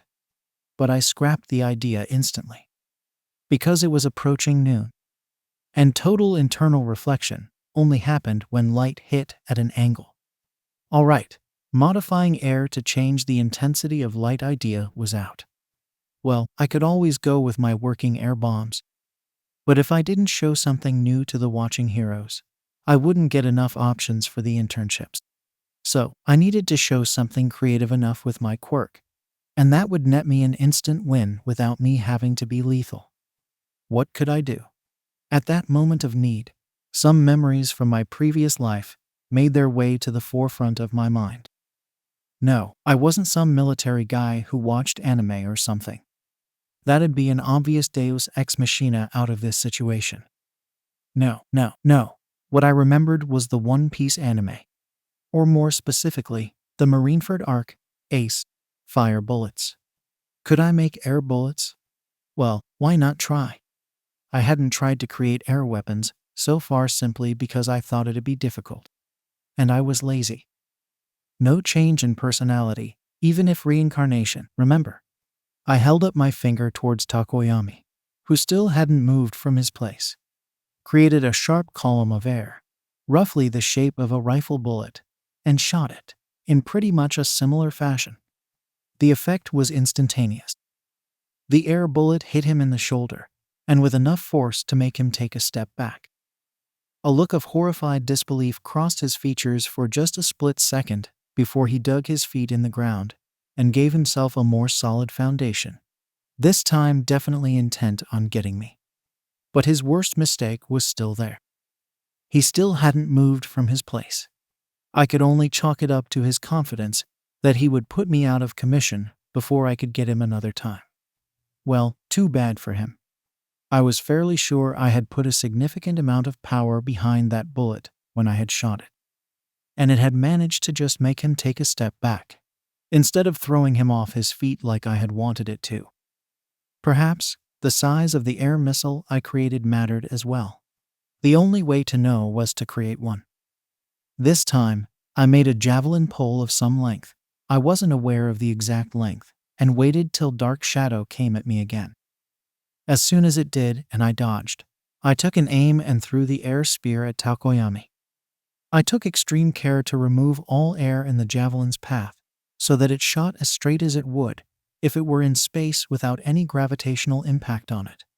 It shot straight as a bullet and actually pierced right through the center of Takoyami's torso. I watched, horrified, as Takoyami fell, blood shooting through the newly made hole in his body. Oh shit. I ran towards him, not caring about the match. I didn't mind losing since I didn't aim to be a hero to begin with. What I did mind was having the guilt of an accidental murder on my conscience. I was not a murderer. I was not a violent psychopath. Dark shadow had already returned within Takoyami by the time I reached him. A quick look over told me that my attack had not punctured his lungs. In fact, it just barely missed doing so. I could guess that it hit one of the ribs and dissipated. Are you okay? I helped Takoyami up slowly, as he seemed to be trying to do so. He glanced at the hole in his body, breathing and sweating heavily. What did you do? He rasped out. Just an experiment gone wrong. You guys should take more care when fighting each other. Both of us looked up to see Recovery Girl standing over us, her face a grim expression. She bent down and kissed the hole. In front of our eyes, the hole sealed up and Takoyami instantly felt and looked 100 times better. Thank you, I breathed out in relief as I helped up Takoyami. I wasn't prepared for my attack to be that lethal. You were experimenting with your quirk mid-battle? Midnight asked in disbelief. I hadn't even realized she had walked up to us. I simply breathed in and out a couple more times before replying. Yeah, I hadn't tried it before, and it only occurred to me when I was fighting. I turned towards Takoyami and bowed.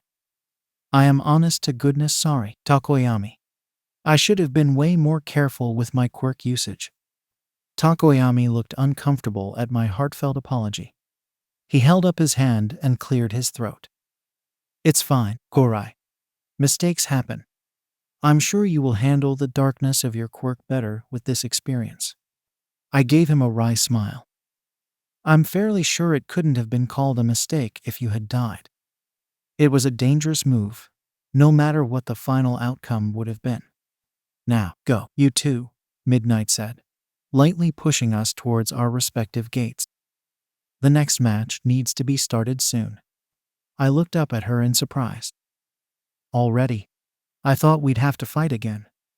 Only if you'd tied, the hero clarified. It was your win. Despite me accidentally almost killing my classmate. It was accidental, and everyone who enrolls in UA is assumed to be self-driven enough to learn from such experiences. It's what freestyle education is all about. I dumbly nodded before making my way out, my mind still reeling from everything that had happened in the last few minutes. I was definitely going to need an hour or two to wind down from the adrenaline and the stress. Instead of going to the stands, I chose to sit in a seat in the corridor leading to them. It was quiet since everyone was watching the fest, so I'd have enough time to process what had happened and what I could do to prevent it from happening again. But of course, fate had other plans. There you are. I looked up from my thoughts and saw Endeavor there, looked at me like a stepping stone. That was probably closer to the truth than I thought, and I'd learned that in the next few minutes. I gave him a tired look. Is there anything I could do for the second-ranked hero? Don't give me lip, runt, the hero said in his usual condescending tone. The way you use your quirk is quite dangerous against villains. I know that, I snapped back, annoyed. That's why I wanted to avoid it in the first place. Now, what do you want, mister? My boy, Shoto.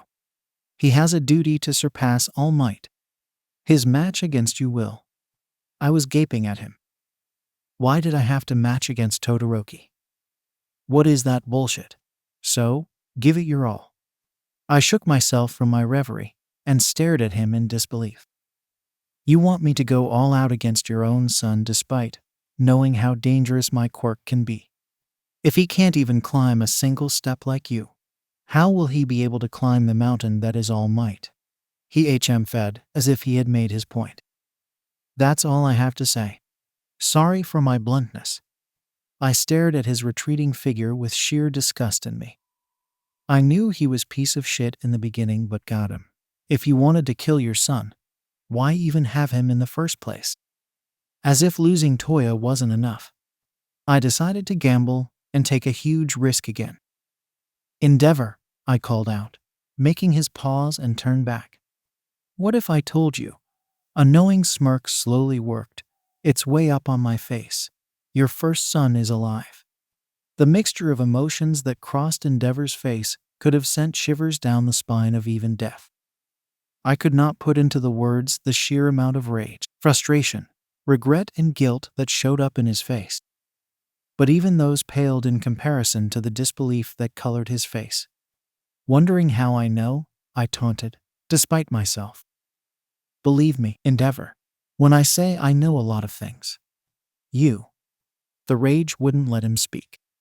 He stomped his way towards me, kicking me out of my funk and make me curse myself as I ran a decent distance. Unfortunately, no distance would be safe against the number 2 hero, so all I could do was keep him within my eyesight, just in case he exploded. How do you know? An involuntary shudder ran down my spine at the fury dripping from his every word. Man, was he pissed. On second thought, I suppose I'd be pissed too if someone I barely knew or considered worth it knew something damning about me.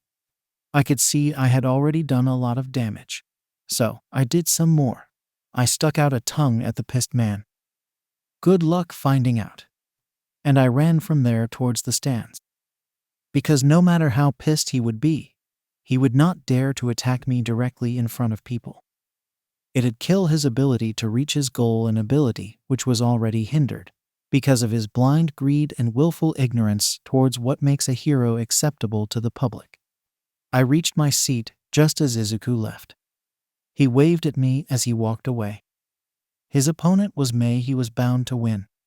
So, instead of focusing on the match, I sat there wondering how to deal with Todoroki. He was to be my opponent, and my quirk was not really equipped to deal with his. Oh, who was I kidding? If I could make piercing air spears and javelin throw them, what's stopping me from using the air encased in ice? The only thing was that its quirk formed ice. Will that have air too? That's what I needed to find out. If there was air, I was going to be pretty safe from Todoroki anyway. If there wasn't, Well, I had to find something else to defeat him. I could be fairly sure he had some way to counter my suffocation method of dealing with him. I blankly watched the matches happening in front of me as I let my brain run a mile a minute to come up with something. Yo, I grinned lazily at the half and half bastard trying to emulate the copy ninja. It was hard though, trying to look aloof and cool. Todoroki, being himself, said and did nothing. I was pretty disappointed. Midnight flagged us off and Todoroki started with his massive wave of ice. I, too, started with a massive wave of air. I compressed air in front of my wave as much as I could, while also being ready to jump out of the way. I was glad I was ready because my air wave was shit and did absolutely fucking nothing in front of the ice. I supposed I couldn't emulate that one planet in the universe with winds of 2000 kmph that threw everything sideways. I had hoped the power would be enough to break the ice, but breaking a bulk like that ain't easy. So, as I jumped, I removed the air around Todoroki in a snap, and way faster than I usually would. Todoroki stopped in his tracks, holding his throat in pain as the lack of air pressure started crushing his lungs from the inside. I swiftly closed the distance before releasing the vacuum bubble. Todoroki breathed in deeply, only to have to cough it all out as my fist landed in his stomach. A compressed air sphere that I had at the end of my fist exploded and threw him off his feet. I was ready to see him fall out of the ring. But you wouldn't be in UA without considerable skill. I was not particularly surprised when I saw him create an ice sculpture to stop himself. And very fortunately for him, his ice did not have air in it, so I couldn't fuck with him. But that didn't mean I couldn't hurt him. I caught him in a bubble again, but this time, I did it the opposite way. I forced air into his lungs and bloated his chest from inside. Seeing him bloated like that made it very queasy for me, and very painful for him. The way his torso ballooned up in an inhuman way. Ugh. I only did it long enough so that I could push him down and out of the ring. The moment I did that, I released my quirk and let him go back to normal. He threw up and coughed out some blood, but looked otherwise unharmed. Externally anyway. Looking at him heaving though, I wondered what I really meant by unharmed. Or had I just broken the definition of unharmed? I chuckled to myself at the thought. As I walked away from the bedridden Todoroki, I wondered about what would happen from now on. There were so many factors that were going to be influenced due to the changes of the performances in the sports festival. All for One and the league were watching, the internship locations for everyone, and even the stain stuff. I would have to think about it. You're crazy, Mina shouted the moment I appeared in her vision. How'd you manage to not freeze against him? Are you really asking me that? I asked her, amused. Of course. Todoroki has always managed to make his moves count. Well, have you ever wondered how it feels like having your breath taken away? Quite literally at that. Did you have to word it that way? Momo asked from where she was, her smile adorning her face. I grinned back as I took my place beside her. What do you think? I think there was some innuendo there, she replied as prim and proper as she could. I say that from experience, you know? Oh, and what sort of experience is this? Mina asked, evidently listening to us talk. In fact, who is the lucky one? I smiled, and rather shamelessly pointed at Momo. Momo slapped my hand away, looking red in the face. She looked like she wanted to say something but couldn't. At length, she simply looked away, flushing. Mina, on the other hand, reacted quite predictably. She giggled giddily and sent me a knowing glance before having her attention grabbed by present Mike announcing the next match. I simply shook my head at her actions and let my mind be occupied with the matches to come. The next match ended up being Izuku against Bakugo. Damn. Izuku had my condolences. In the end, things proceeded as per my expectation for the most part. Once the initial matches were done, I could pretty much predict who would win against whom, and what the finals matchup would be. As it was, my next and last match ended up against Bakugo. Really, I hated fate at times. Because, if I recalled correctly, this would be the time when Ida would learn about his brother's fate. And there was nothing I could do to avoid the situation. Well, unless the police had already pulled some strings under Naomasa's direction. But I wouldn't find that out until later, after this tournament would end. I had a feeling that things would be much different this time around. Oh, who was I kidding? I knew things would be different simply because I had made them aware of the lurking killer. I was fairly sure Ida's brother would be safe. As the two of us waited for midnight to flag the start of the match, I warily eyed Bakugo. He stood ready, his muscles tense, his arms already lightly sweaty from the heat inside the stadium. It was a hot day and Bakugo clearly had the elements on his side. I idly wondered if I should really take him on when he was at his strongest. Clearly, he held me in some respect given that he knew I was capable and strong, and that I had beaten Todoroki pretty damn easily. But really, why should I suffer? The moment midnight declared the start of the match, I turned and ran out of the ring right as Bakugo launched himself at me. As soon as I ran out, I turned back and almost laughed at the gaping expression he had on his face. My laughter was short-lived though, as he immediately reverted back to his default state and came at me anyway, mouthing off words that would make even the stoic Todoroki blush. Thankfully for me, Cementos was very empathetic and shielded me from the worst of the impact, even as I ran further away. Before I left the stadium though, I turned back to midnight and screamed, "I forfeit." I mean, it would have been pretty terrible to not at least clarify what my plan was. Being completely honest though, the approaching events worried me a bit more than what I'd like. I had come to care for the people in this universe after all. I was quite surprised to see Ida still present at the tournament. I wasn't sure why though, given that I already knew things would be different this time around. Were Nezu and company changing things in a controlled manner? "Hey Ida," I called out to him as I reached them. "I thought you wouldn't be here," I stated rather bluntly. Ida looked at me like I had just grown 3 heads. "Why would you think that?" "I saw you pick up a call when I was down there." "Oh, that was my brother," he replied, his face lighting up. He was congratulating me on making far enough in the tournament. "Wait a second there, airy bastard." I turned around to see Bakugo making his way towards me, his face a mask no, a volcano of anger. "What's the big idea of running out of the fight?" I lightly laughed.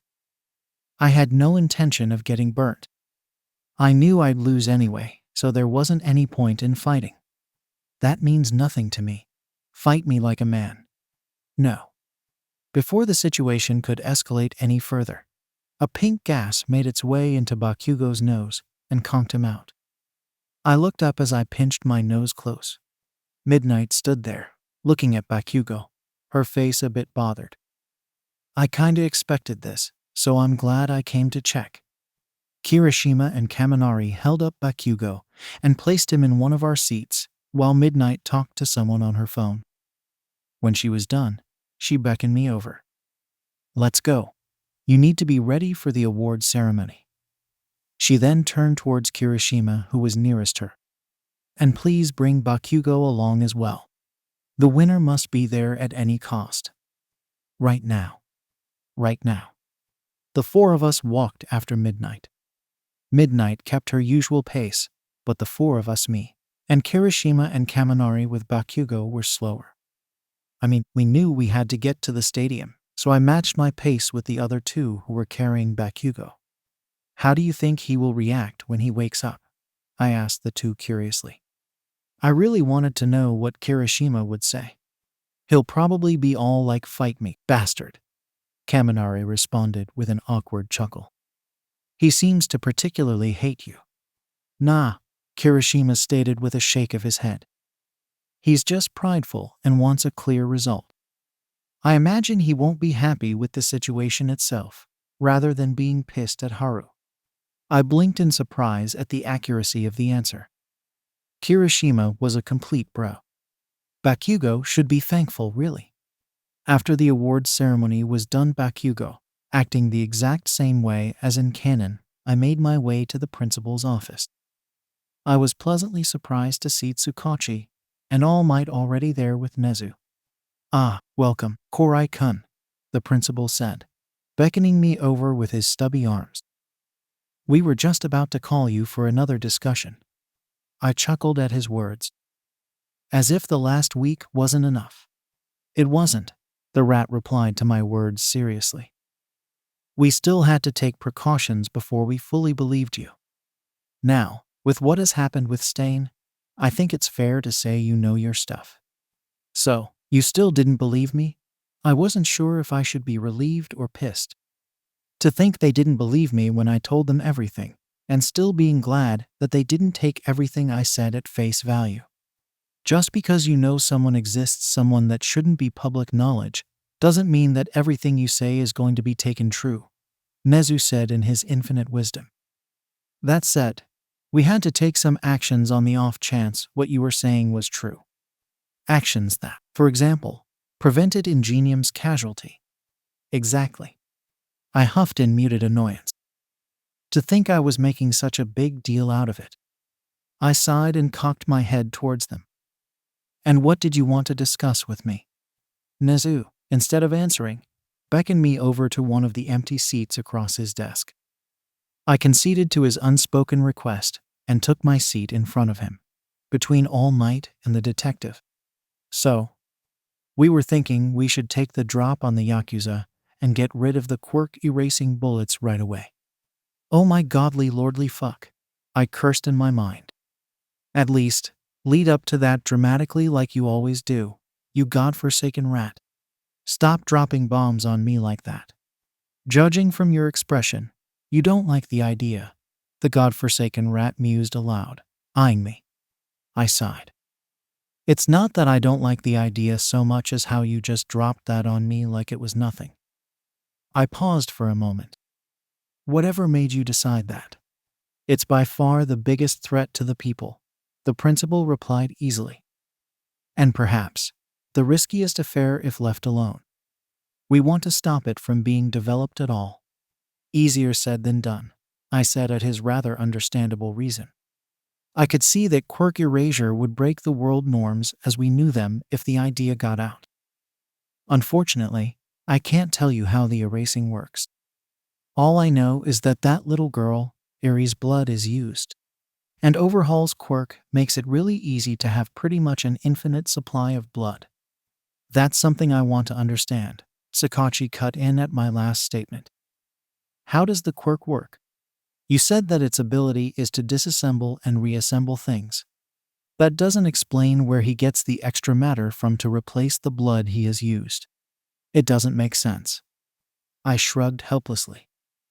"Don't ask me about something I haven't researched myself.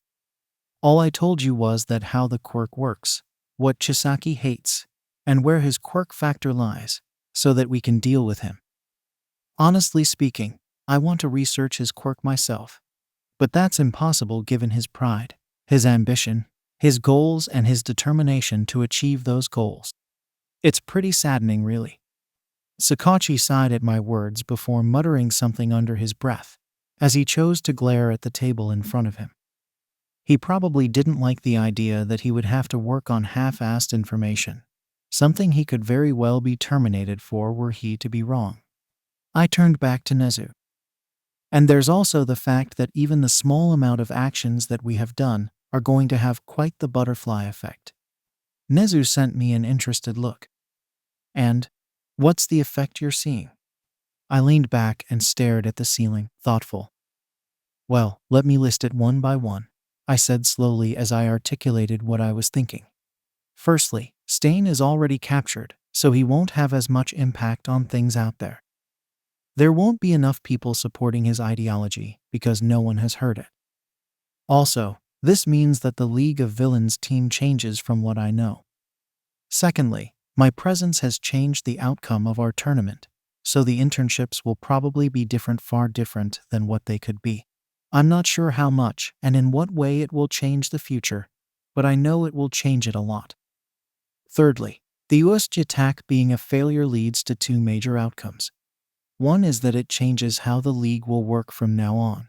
And two, it told the League that us heroes knew about their attack. It will change their MO in the future. Fourthly, Shigaraki won't take the loss lying down. I expect more brutal and direct attacks from them from now on given how much of a man-child he is. Fifth, the Namu manufacturing will probably be sped up as well as training Shigaraki to be all for one's replacement. I imagine they will err on the side of caution and make sure things are in place, if in case us heroes do know about all of their activities. And all this is something I see just off the top of my head. There's definitely going to be other minor changes that will affect the outcomes in the grand scheme of things. With every point I listed, I could see the clouds on their faces darkening. Once I was done speaking, All Might sighed in exasperation. We thought we were doing minor changes, but apparently, the changes we have done are too much to predict things from now on. That's why I think it might be a good idea to ignore the Yakuza for now, I replied, gears turning in my brain. And why's that? I thought you'd wanted to save the little girl? Nezu asked curiously. He didn't betray how he felt about the implications of my statement. I want to really, I replied, internally regretting how apathetic my words sounded. It's just that having some quirk erasing bullets on our side would be massively helpful in dealing with quirks like Chisaki's and Tamura's. Sadly, I don't know of a way we can create those without letting the Yakuza abuse Iri long enough for them to develop it, and then for us to reverse engineer it without having to rely on Iri's quirk or blood.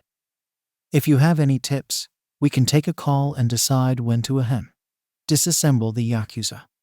It would be logically speaking a good idea, Sakachi conceded after some internal debate on my idea. But I can't bear to think what the poor girl is feeling right now. I want to act, but acting on the sparse information we have is dangerous. Well, we have to make a decision, I said wisely. It's either we wait and see, or we act and suffer the consequences. It's our choice to make. You'll be coming up with your hero names. Ah shit.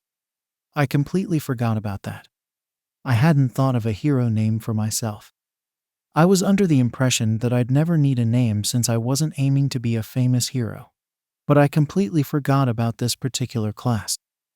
As I racked my brains wondering what I could make do with during my short tenure at the school, Aizawa projected pro-draft pick numbers for the class. I was quite unsurprised to see Bakugo and Todoroki at the top. They had performed the most flashily, and with certain confidence in their moves that the others lacked. What surprised me more was seeing Yamomo, Takoyami and myself as the next three with almost equal breakup. We all had close to 500 each, which was surprising given the fact that all of us didn't exactly perform in a way that brought attention to us. Well, I didn't. Not sure about the other two. You'll have a chance to work alongside the pros, Aizawa ended, with me having ignored most of his words. I didn't remember them, but I doubted they were relevant enough for me to remember to begin with. Not long after midnight entered, her voice strongly cutting off Aizawa. The name you pick now may be what the world ends up calling you, she announced, her entire body language quite professional despite her rather suggestive outfit. An outfit that didn't leave a lot to imagination. I could only fathom the depths of her confidence given how normally she acted in that hero outfit of hers. King Explosion Murder. I burst out laughing at Bakugo despite having expected it. It was so ridiculously funny when seeing in person than on a screen. Others looked at me in surprise before joining me with muted chuckles, evidently prepared for an outburst from Bakugo. Bakugo didn't disappoint. You got a good name then, ya airy bastard? For you. Yes, I replied honestly, but still with a smile on my face. It served to infuriate the walking-talking TNT further. You could choose this. I quickly wrote the name that would become his future alias. The TNT hero, Dynamite. Seeing the die in the name definitely hit the funny bone of many of my classmates, with Kaminari and Mainta openly snickering. Bakugo, of course, would have responded in kind, if not for Midnight's presence. He ended up clenching his fists tight enough that he cracked the pad which he had in one of his hands. I only chuckled humorously before taking the chance to present my own name. "This will be me," I said, revealing the name I had chosen. "The cooling hero, Erkin." "I knew it," Kaminari exclaimed, making me jump. He instantly turned towards Mina, who was pouting. "Out with it, Ashido." She glared at Kaminari for a moment before handing over a couple of bills to him. She then stuck out her tongue at me. "You suck, Haru. You could have chosen a better name." "You guys were betting on my choice of name?" I asked incredulously. "Was I becoming that predictable?" "We were discussing when you were with Nezu-sensei," Kaminari explained. "The discussion heated up, and we ended up betting that you would choose either Erkin or something else. It was a landslide win." "And how many bet on Erkin?" "Everyone except for Mina, Mainta, and Kirishima." Yes, I was becoming predictable. Well, only for now, I could say with some certainty. Things were going to change pretty soon. Because I was not going to be able to predict anything from now on. I was extremely surprised to see a research institute appropriately called the Shield Quirk Research Unit having picked me. I did not know non-hero institutes were also allowed to pick students. Students from hero course, that is. I also couldn't help but feel fate at work here. Shield Quirk Research. If that wasn't a hint, I wasn't sure what was. There was no way I would be in the same timeline as Izuku. And an obviously David Shield Institute chooses me. And that I'd be friends with the exact same batch of 1A, and Nezu and company would believe me so easily, and so on. It was way too much to be a coincidence. But who gives a shit? I had no real reason to think that much over this. I easily chose TSQRU. It was my aim from the beginning ever since I was born into this world. And no matter how much I liked this world, and these people, I didn't love them so much that I'd kill my personal growth for them. My name wasn't Midoriya Izuku, and I wasn't the MC. Grinning to myself at the awesome 1 week I was going to have, I glanced around. Some people still looked like they were figuring it out. Others looked like they had already chosen. And still others seemed to have given up altogether. I noticed a distinct lack of Izuku. "Looking for someone?" Shoji asked from ahead of me. "Just wondering where Izuku disappeared," I replied, glancing in the direction of his seat. "All Might was looking for him," the ever-energetic Mina replied as she whizzed by. I needed to know no more. Given the context, this was going to be his introduction to Gran Torino and a much-needed boost to his motivation to be a hero. Gran Torino was one mean old man after all. For the time being, I decided to focus on what I could do with the opportunity that had dropped itself in my lap. I approached Momo. "Hey Momo, you know about this institute? The Shield name is famous enough." When Momo looked at the name, she gasped aloud, attracting others' attention. "What happened?" Mina asked as she approached us. Behind her, her friend Circle followed, curious as well.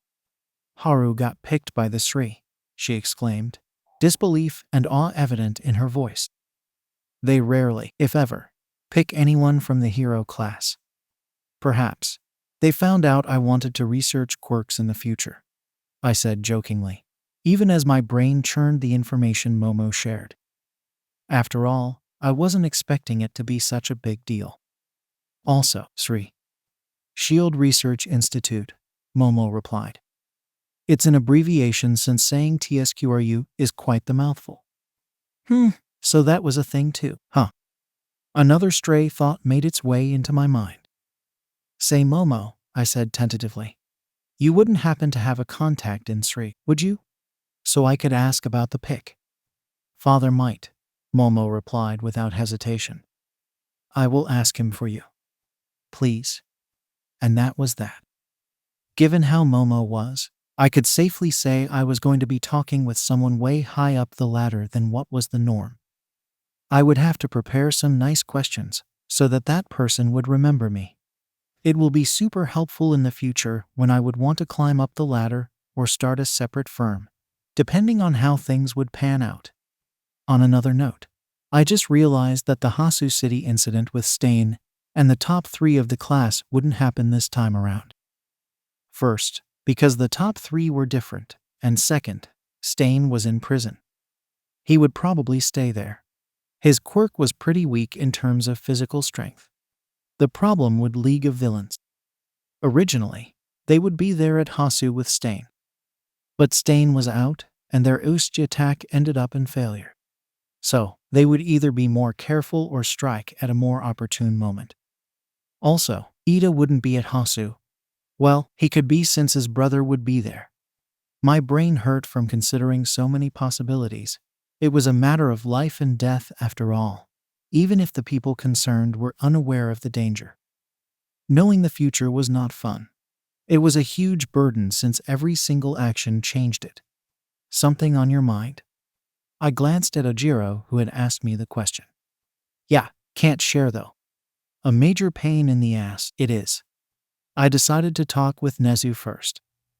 His brain definitely was better than mine when conjuring up and considering possibilities and probabilities. Something serious again? Nezu asked, his eyes shrewd as he beckoned me inside his office. Sort of, I replied as I sat down in front of him. Things will change drastically from now on. Still, I figured I should come along and remind you what the next incident is supposed to be. Hasu City, yes? Yes. I explained to him my thoughts regarding the changes involved. And now, I'm not sure what exactly is going to happen. It's a good thing you came to me then, Nezu said as patiently as always. We've got just the right person. I waited for the name, but both of us stayed silent. At length, I spoke, and he is. That's confidential, the ever-infuriating rat replied. I glared at him. At this point, I'm pretty sure I should be in the know. Some things are meant to stay confidential for everyone. Oh goddammit. Fine. I'll probably figure it out anyway later on. You will. What happened? Just Nezu being an infuriating little shit. Haru. I stared at Momo and Shoji, both of whom were looking at me shocked. What? How could you call Nezu-sensei that? You'd too if you were in my shoes. Oh, come on, he can't be that bad. I looked both of them in the eye, before an involuntary chuckle escaped me. If only you knew. If only. I could only sigh to myself as I let go of the unreasonable anger. Being angry was not going to help me in any way. What I should be concerned about was how All for One would react. After the failure of Usti's attack, someone like him, who had been preparing to attack for decades, would be more wary and careful about his next attack. He wouldn't let Tamura go all out or destroy his Nomus without getting something out of it. Haru? I blinked in surprise before looking up at Momo. What? She seemed to be blushing. You have been staring at my chest for quite some time. Is there something wrong? For a moment, I was reflexively about to apologize. But then my brain caught up and decided there was nothing to lose. A coy smile made its way on my face. I appreciate beauty when it's staring me in the face, you know. God. I cringed hard internally at the corny-ass line. What the fuck, brain? Shoji could only shake his head in disbelief. Momo simply gave me a weird glance before looking away, her blush fading.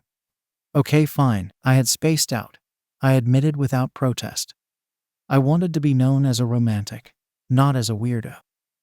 I was just thinking about what I'd do in my internship. Didn't realize I was staring. I'm sorry. Oh, it's fine. She seemed visibly relieved after my admission of truth. It was just a bit awkward. Just a bit? I asked humorously, a smile on my face. So, you'd have been fine at some point. Her blush returned as she pouted at me.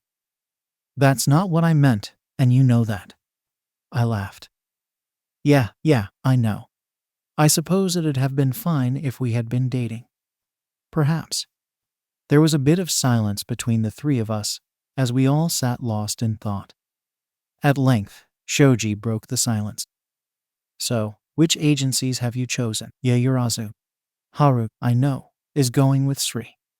Let me guess for both of you, I exclaimed before Momo could get a word in. The two exchanged glances before nodding. All right. I made an exaggerated display of humming and hawing. I already knew who would they be, of course. But I wanted to see if the reality has changed already or not. At length, I stated, Gang Orca for Shoji, and Uwabami for Momo. No way. You're right, both exclaimed in surprise. How did you figure it out? I shrugged. I just felt like that'd be a good fit. No real thought behind that. You're lying, Shoji stated bluntly.